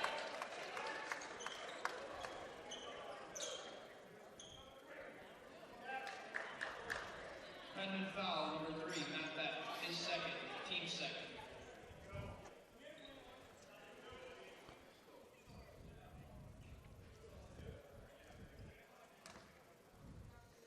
McAllister to the free throw line here. This is what Dolphins are going to have to do here, Joe, moving forward. Get to the line, make the shots, but the clock stopped.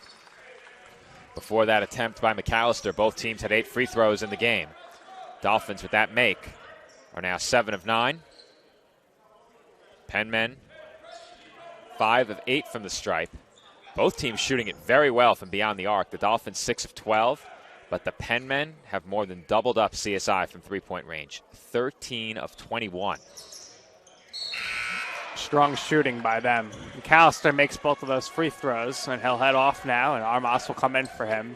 Laddie all set there with Clancy, Goldstein, and Oyo Kenme. After a great shooting start, as in exceptionally great, up in the 60s and 70s, the Penn men are down to about 53% from the field. Still great, but the Dolphins have been able to bring that number back down to earth a bit. However, they still trail by 17. And Becht will head to the line for 2 free throws. CSI foul, number 4, Jamal Laddie, his first, team fifth.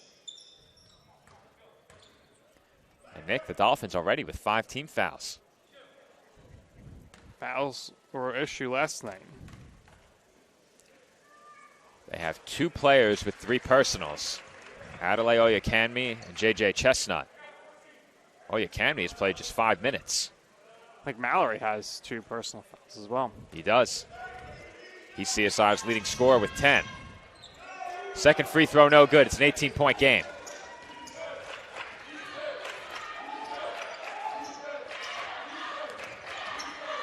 Goldstein for Clancy. Clancy, defended by Becht, gives it up to Armas.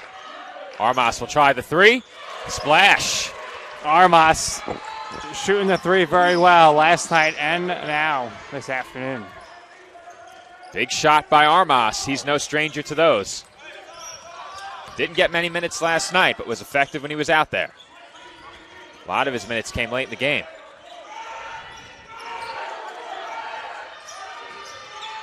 .12 on the shot clock. Rivera from deep. And Laddie might have gotten away with a foul there. And it's going to be Penn men basketball. I want to see a replay on that one. See if the camera angle is able to get that. Scoreboard not there. I think we would. Let's get a look.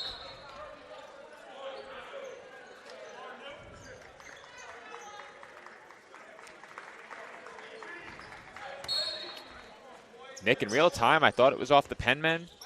What do you think? I think it was off the Penmen. So do I.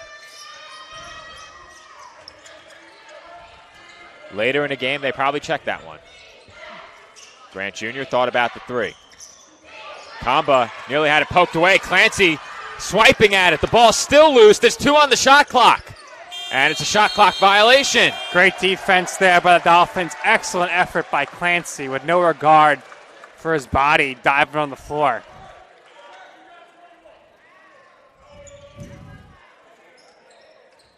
Dolphins will inbound.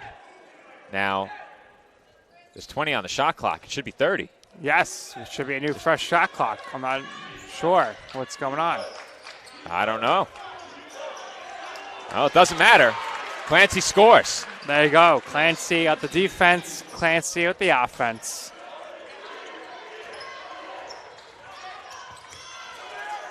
Kamba. Bring it up. His team now leading by 13. The Dolphins are chipping away. And count that basket and one. Kamba with a big 2 points. And he will head to the line with a chance for one more. Rough break there for the Dolphins, and we'll head to a timeout. And we'll have immediate timeout as the Dolphins pick up their 6th team foul. Kamba to the line for one when we come back.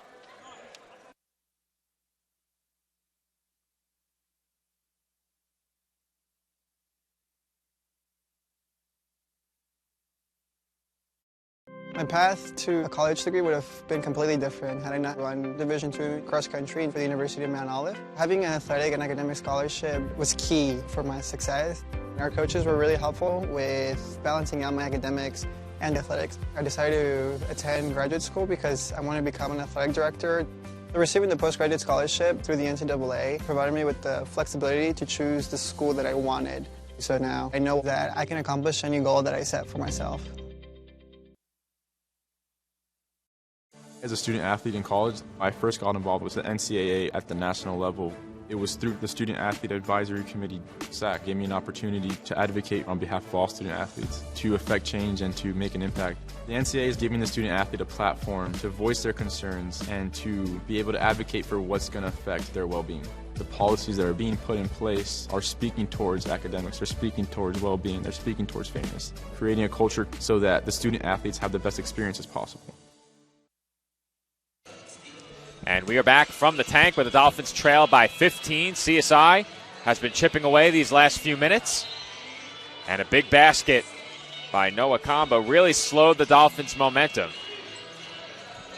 He will head to the line for a free throw when the action resumes, just a few moments. Dolphins once again making substitutions with the last stoppage. Mallory, Clancy, Laddie, Armas, and Goldstein, the 5 on the floor for Staten Island.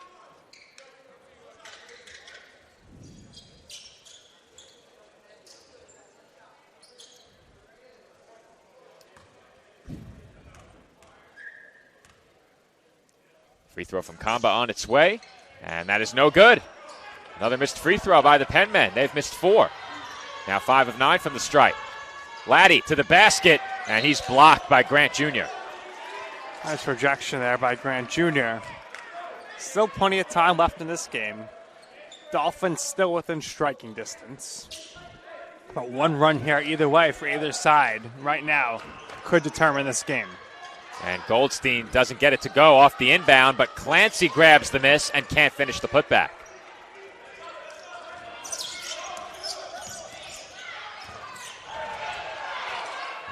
The bench for the Penmen wanted fouls on Clancy. I have to say I probably agree there. And they're calling a foul on Goldstein there.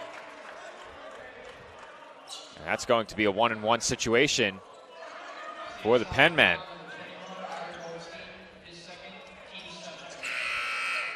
I thought they got an offensive foul and a potential push-off. But what do I know, Nick? Yeah, you know a lot. You've seen a lot of games. You've been on You Know I'm Right, the podcast. It's true. If you ask the rest of the crew, I've never made a mistake on air because they know if they say otherwise, they won't be on headset again. Tyler knows. No mistakes here. Henderson's free throw is good. And the lead is back up to 16.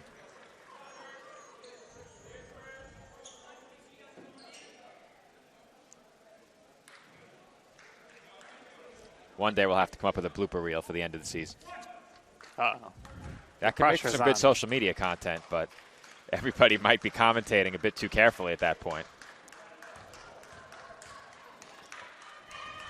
Second free throw from Henderson rattles out, and Mallory has the rebound.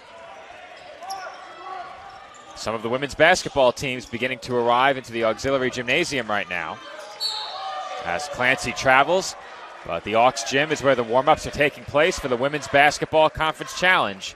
That gets underway at 5 p.m., and it looks like, barring a very long final 11:15, that game will start on time. Well, got the hour buffer there, so I can't see it not starting on time. I'll be watching. After this game, Nick will take over on the call. He will have play-by-play for the women's basketball game against the University of Bridgeport coming up next. He will be joined on color commentary by Antonino Cruciata, making his CSI Sportsnet debut today. He's biking over here right off a 37-mile bike this morning. He's not biking here, is he? He told me if he was not working this game, he would have biked 50 miles. Really?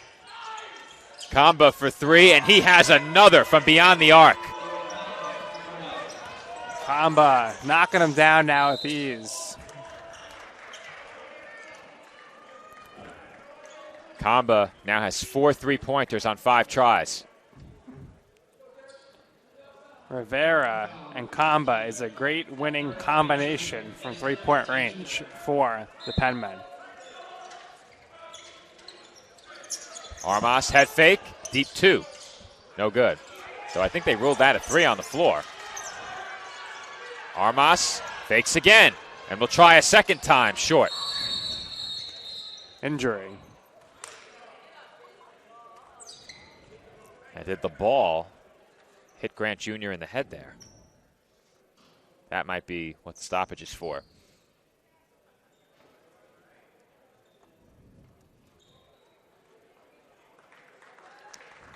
And Nick, just keep in mind, we mentioned some of the Tournament of Heroes records earlier.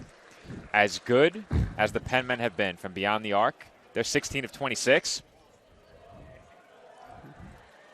They are still 8% shy of the record. Not gonna break that CSI record, not today. 69.2 for the Dolphins in the Tournament of Heroes from three-point range back in 2015. We're giving our athletic communications content creator, Marquise Pickering, a history lesson right now. He needs to know that when this game is done, he needs to send me the video from the weekend. Everything you've got. We have a podcast to put together. Dolphins trail by 19 as we approach 10 minutes to go in the second half. Green hands off to Henderson. He thought about the deep 3, but Wilson made him think twice. Henderson with 4 to shoot. Kicks into the corner. And a blocking foul is the call. Santos missed the open 3, but once again, in the 1-and-1 bonus, the Penmen will head to the line. Too many fouls too early on here for the Dolphins in each half all the time.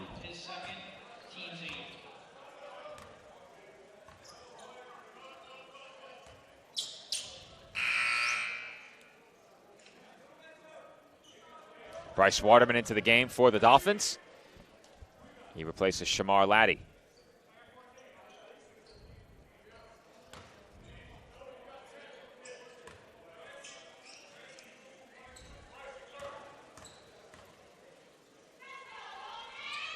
Henderson's free throw good. And I'm not sure anyone remembered he had a second one. It's 1-1. I know our statisticians remembered.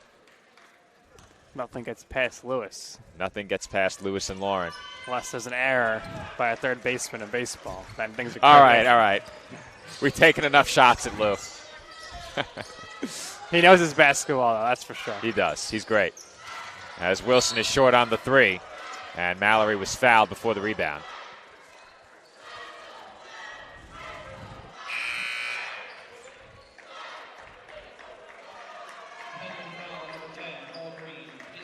Also, Frank the Tank making his public address debut today. Frank in the Tank. That's a good point. Doing a good job, our intern here in Sports Information. We have our broadcasting intern, Tyler Clark, our engineer today. Frank over on PA. Frankie C. Now, SI. Frank has a lot of nicknames for his first day on the job. Armas out to Waterman. Now Mallory. Hands off to Clancy. Jab step. Good defense by Henderson. It's poked away by Green. Wilson wants to get it to Mallory, and Messiah was fouled.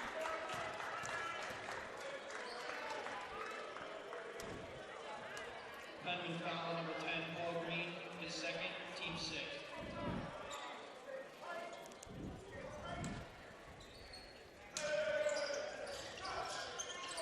Dolphins with a fresh 20-second shot clock here. This is Waterman. Out to Mallory. Clancy for Armas. Clancy, deep 3. Off the mark.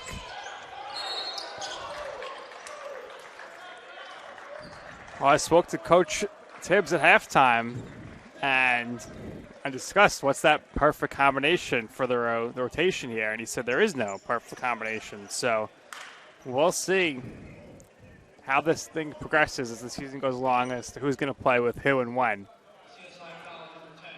We hope to have a CSI Dolphins win today. And, of course, if we do, our post-game player of the game, as always, will be presented by TLC Physical Therapy. But I've been told we have a special guest watching from home, Jason Lamondola from TLC Physical Therapy. Nobody better than Jason. We love TLC Physical Therapy.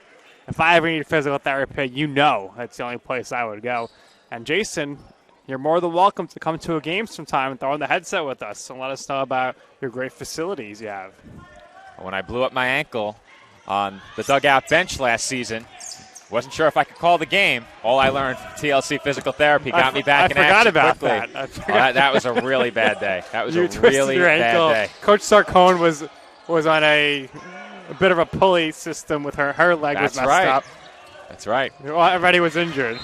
If you ask the team, she was riding dirty as she entered the court to that song. I remember that. That was Thinking a good back moment. to you, what was a more devastating injury, your ankle injury or you lost your voice? I think more devastating for the ego was the voice loss. More devastating in terms of pain was certainly the ankle. The ankle was a rough one. 18 on the shot clock for the Penn men here. Henderson will attack the basket, and he's fouled by Armas.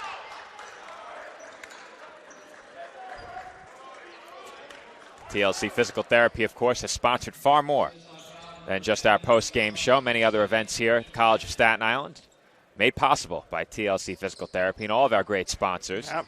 That being said, Nick, Amalgamated Transit Union, Jimmy Mac's Italian Restaurant and Pizzeria, the sponsors of this year's Women's Basketball Conference Challenge. Well, yeah, they're going to be taking care of everybody with the challenge here, and that's going to be tipping off around 5 p.m.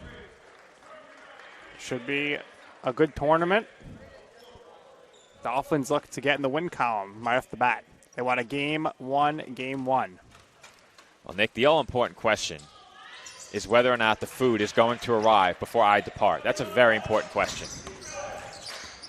It depends on how far you're willing to push it, I would say.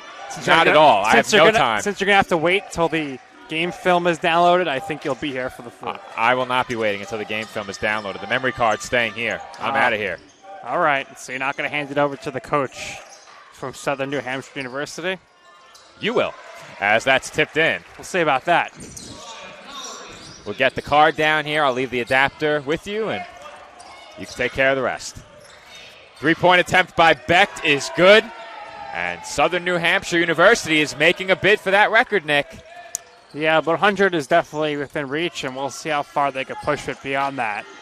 I was thinking more of the three-point record. If they break the record for total points, that would be some 8 minutes they had. The lead up to 26 points now.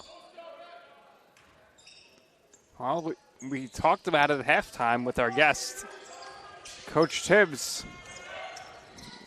Under D2 here, the Dolphins have yet to win a game in this season kickoff Tournament of Heroes, and that is by design in the sense of the competition level that the team is playing.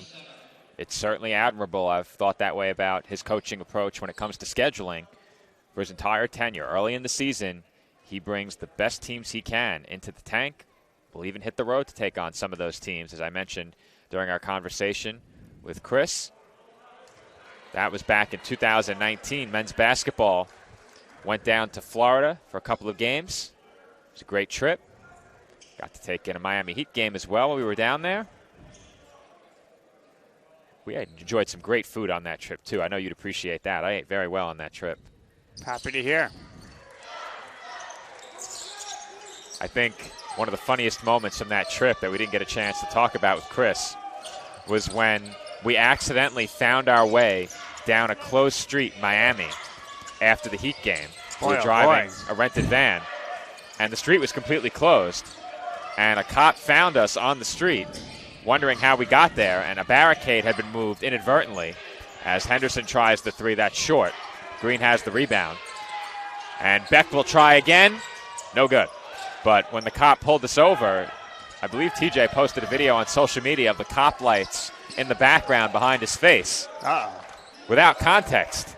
But we inadvertently drove down a closed street. Not so by any was fault it just of ours. you and the team, or was Joe Masha there? Was it was anybody me and else the with team. you? Me and the Okay. team. So you were statting the games? No, actually, I was managing the social media. That was back when I was in charge of our social media.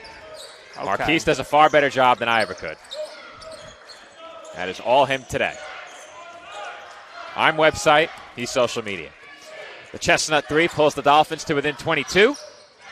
And Kamba has had himself a great game. He now has 18. That ties him for the team lead. And Mallory's a bit short on that layup, but McAllister converts the putback. And Mallory, again, is grabbing at his leg. Yeah, that looked like the calf or the knee. I'm sure Mallory's going to come out of this game. Hopefully doesn't have to take a trip to TLC physical therapy, but got a great training staff here, so he's going to be in good hands. Allison checked on him earlier after he was forced out of the game. And Nick, it's free throw contest time during this media timeout. So we're already here. I'll try my hand at play-by-play. Too bad our camera angle doesn't get either of them in the shot. It does not, but Tyler does have a camera right next to him. He can get one. Tyler, nice view there of the shooter on left. And this is a real juggernaut of competition here. Now, both bagging baskets. The question is always, who's keeping score? Who's keeping score? It has to be the rebounders. Now let's see what ferocious Frankie CSI has to say about the winner after this one. Well, I don't think Frank will be saying anything because that's Nick with the microphone right now. So Frank is going to try his hand on public address and has been doing the PA for much of this game, but we're easing him in. He was spectating Nick the first game. Nobody won the competition, but good job by both of them. He was spectating Nick the first game. In this game, he's been announcing the baskets and substitutions. He's doing a great job. He is. Next game, he will be taking over everything. Okay. Nick will shadow him, and once he's comfortable, Nick is coming over here to join you on Sportsnet. Nice. Nick Pavona solo for Game 4 of the quadruple header this afternoon at 7 p.m. Our viewers will get to hear me solo tomorrow. It will be the fifth game. When we finish tomorrow, it will be the fifth game that I've called in 24 hours.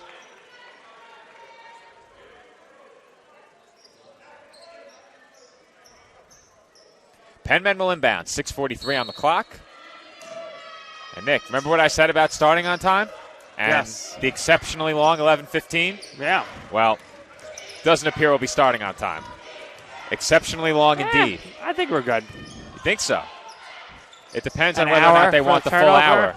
I think they will. They want an hour and then 5 minutes. So we would need this game to be done in 6 minutes as Chestnut lays that in. So, Jay, you'll be calling 6 basketball games this weekend and 7 games overall. You're doing a football game this afternoon. I would plug the game I'm covering later, but that would interfere with the last game here. That being said, you can watch on demand after that. It's not a Dolphins game coming up last. So if you're a fan of CSI, when the 5 o'clock game ends, you can tune in. If you're a fan of Joe Foreman, you can definitely tune in. I hope there are some of those, but I'm not holding my breath. The Foreman faithful. Foreman faithful, I like it. Can I trademark that one? Well, you got your crew, so you could just call them that. Well,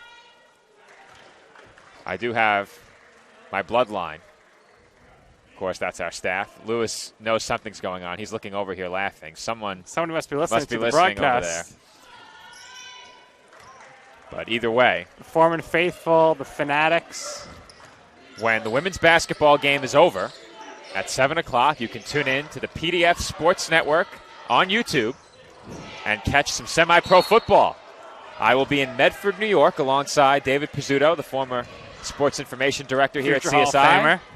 I got my start as his assistant. It'd be my pleasure one day to induct him into the Hall of Fame, if he so chooses. Though I certainly will be involved if I'm still here. And if you're enjoying our camera work right now, you're in for a treat. Pat will be traveling with me.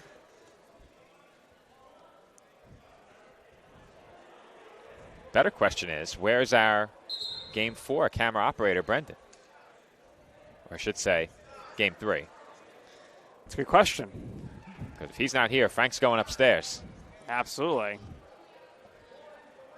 And if he's not here at all for Game 4, it's going to be a lot for Tyler to happen. We're going to check out a replay here.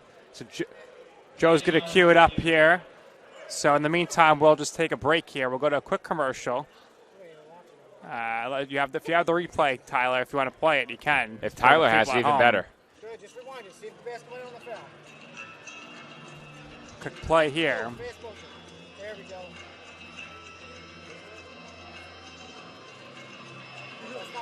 That's not the play. No, it's not. After this, basketball is on. Coming up. 6:03 on the clock.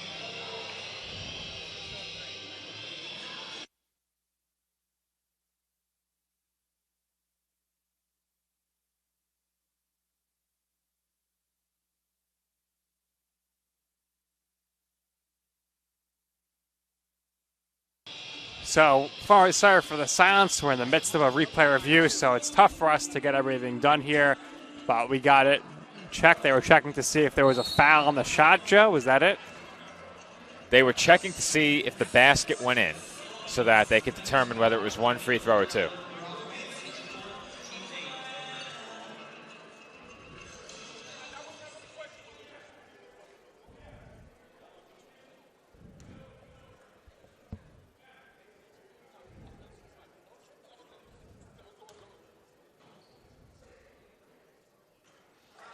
Well, did not go in. The shot, obviously, is Cheston will take another free throw here. Looking to trim this deficit to 20.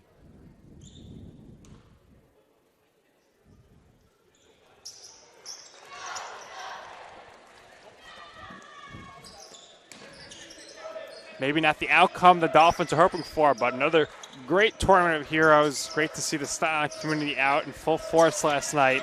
The crowdest I've ever seen the Tank in a long time. A lot of great former Dolphins here, staff members as well. Joe Masha, David Pizzuto in the building. So it was definitely a great environment on Friday night. No doubt about it. Get to see some very familiar faces around Tournament of Heroes time. A lot of former student athletes, coaches, administrators all gathering, as well as family and friends. Always the biggest event of the year. Now 5 minutes and 38 seconds away from its conclusion.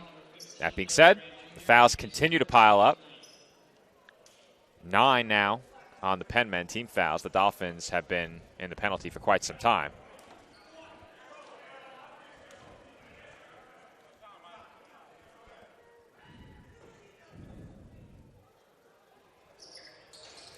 Free throw rattles out.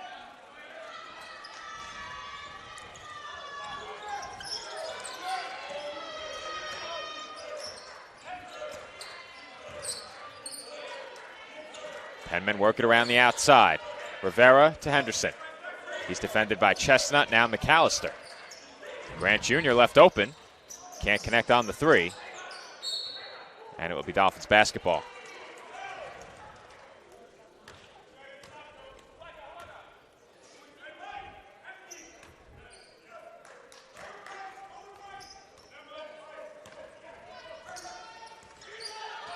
Chestnut brings it up.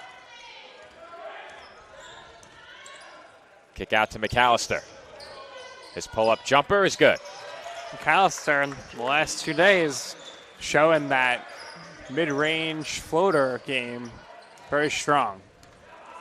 McAllister has been lethal with that pull-up jumper as Brathwaite gets the reverse layup to go.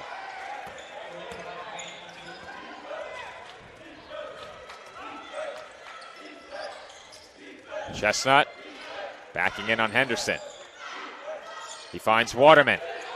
That may have been blocked. I think so. Yeah, I don't think Bryce ever misses that badly. Good defense by Rivera. He leaked out, thought he might get the ball in transition. And there's a well-executed pick and roll and a two-handed slam by Grant Jr. We'll have to get another look at that. Impressive job there by the Penmen, and Grant Jr. slams it in. Those are the kind of lapses that you hate to see, regardless of the score, as McAllister hits another mid-range jumper.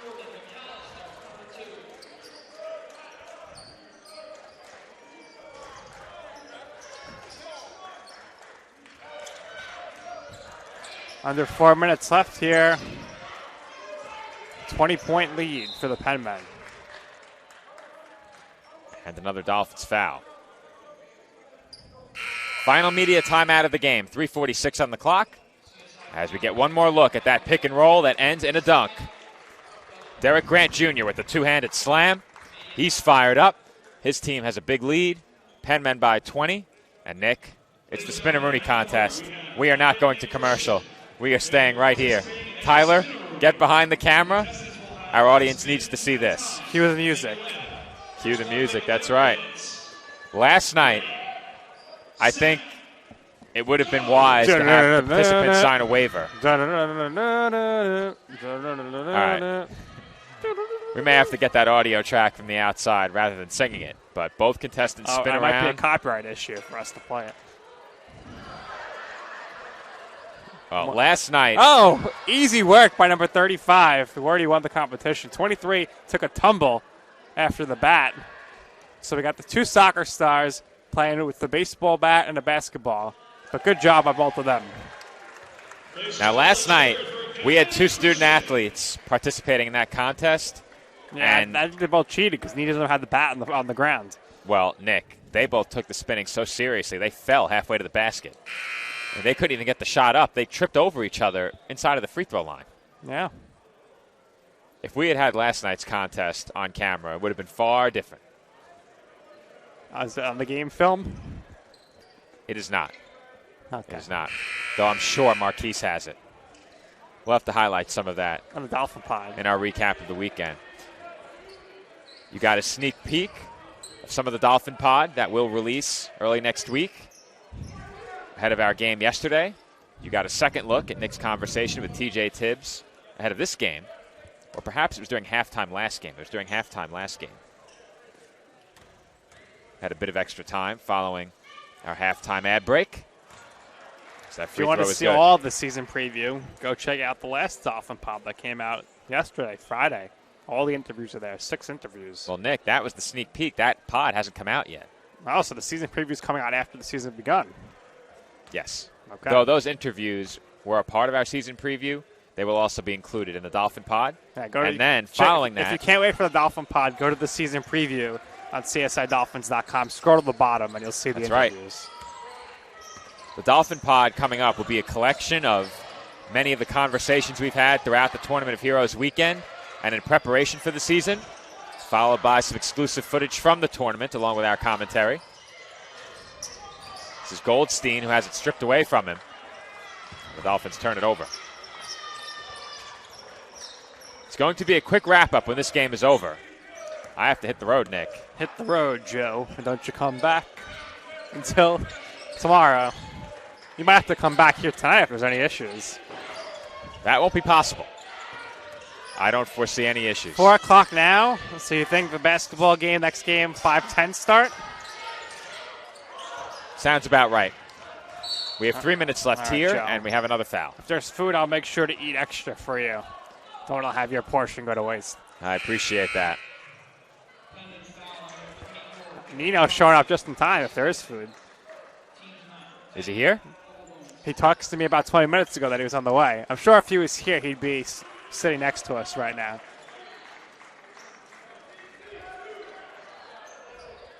No nonsense in the next broadcast, that's for sure, with Nino here. Be sure to tune in for that. Women's basketball tips off their season coming up next here on CSI Sportsnet with the 2023 Conference Challenge. Shout out to B. Ford, who's probably watched at home because he's not here in the tank.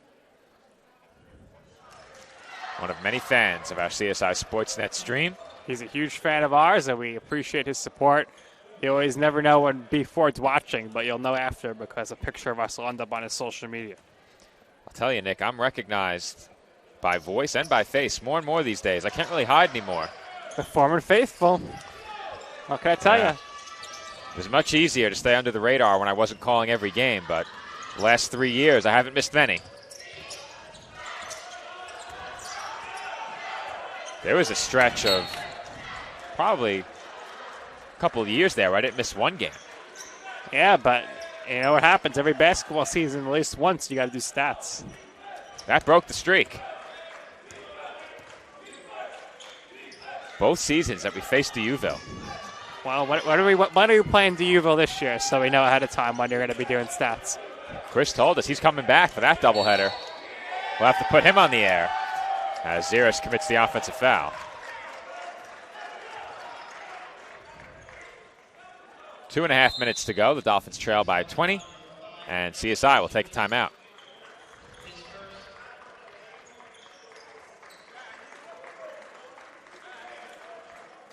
And with that, we'll step aside and take a quick break. 2:31 on the clock. Our score, 92-72.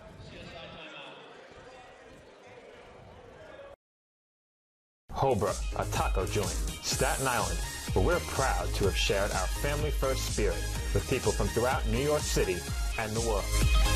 With indoor dining available both at the bar and on the floor.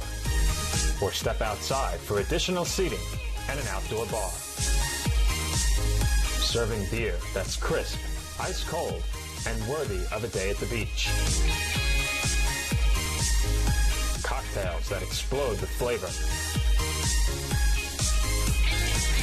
And great food made with the freshest and healthiest ingredients available. Events feature food and drink specials. Live music. And the best of Staten Island nightlife. Your CSI Student ID saves you 10% on your dine-in order at Hobra. Visit us at 412 Forest Avenue, Staten Island.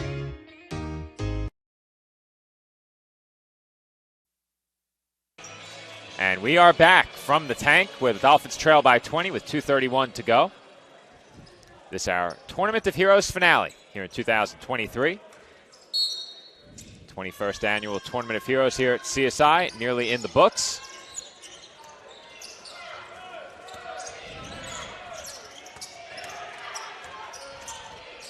Penmen cleared the bench, though Noah Kamba is in without his headband. Not sure if we've seen him without the headband yet. I don't think so. How are we looking at a three-point percentage record here, Joe? Where are we I'll at? let you know after this one. Just dropped. Not there. Not there. Cody Collinsworth, no good from three. Our internet has been very suspect during this second game, at least on my end with the laptop. You had an internet issue last night where you got locked out. Won't talk about how that happened. But right now, the Penmen are shooting 51.5% from three-point range And I believe they were 13 of 21. So they've hit 4 of their last 12 to get down to 51.5%. Meanwhile, the Dolphins have shot 41%. Not bad at all. That being said, they've made just about half of the threes that the Penmen have. So Dolphins defending the three-point line in this game was an issue for them. They shot about 45% from the field. Not bad. They allowed 52% shooting from the Penmen.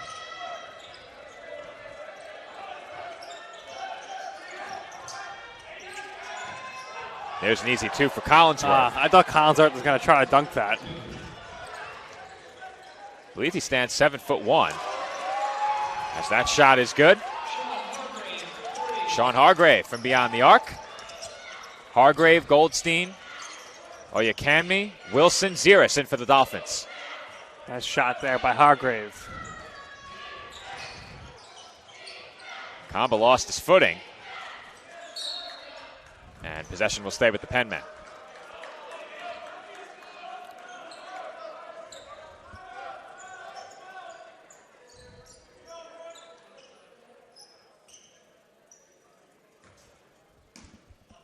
.115 on the clock. 10 on the shot clock for the Penmen. Royce Williams on the drive, and he scores. Good to see some of these guys who don't get much playing time come in and score some points on both sides. Wilson, too strong. And Collinsworth has the board.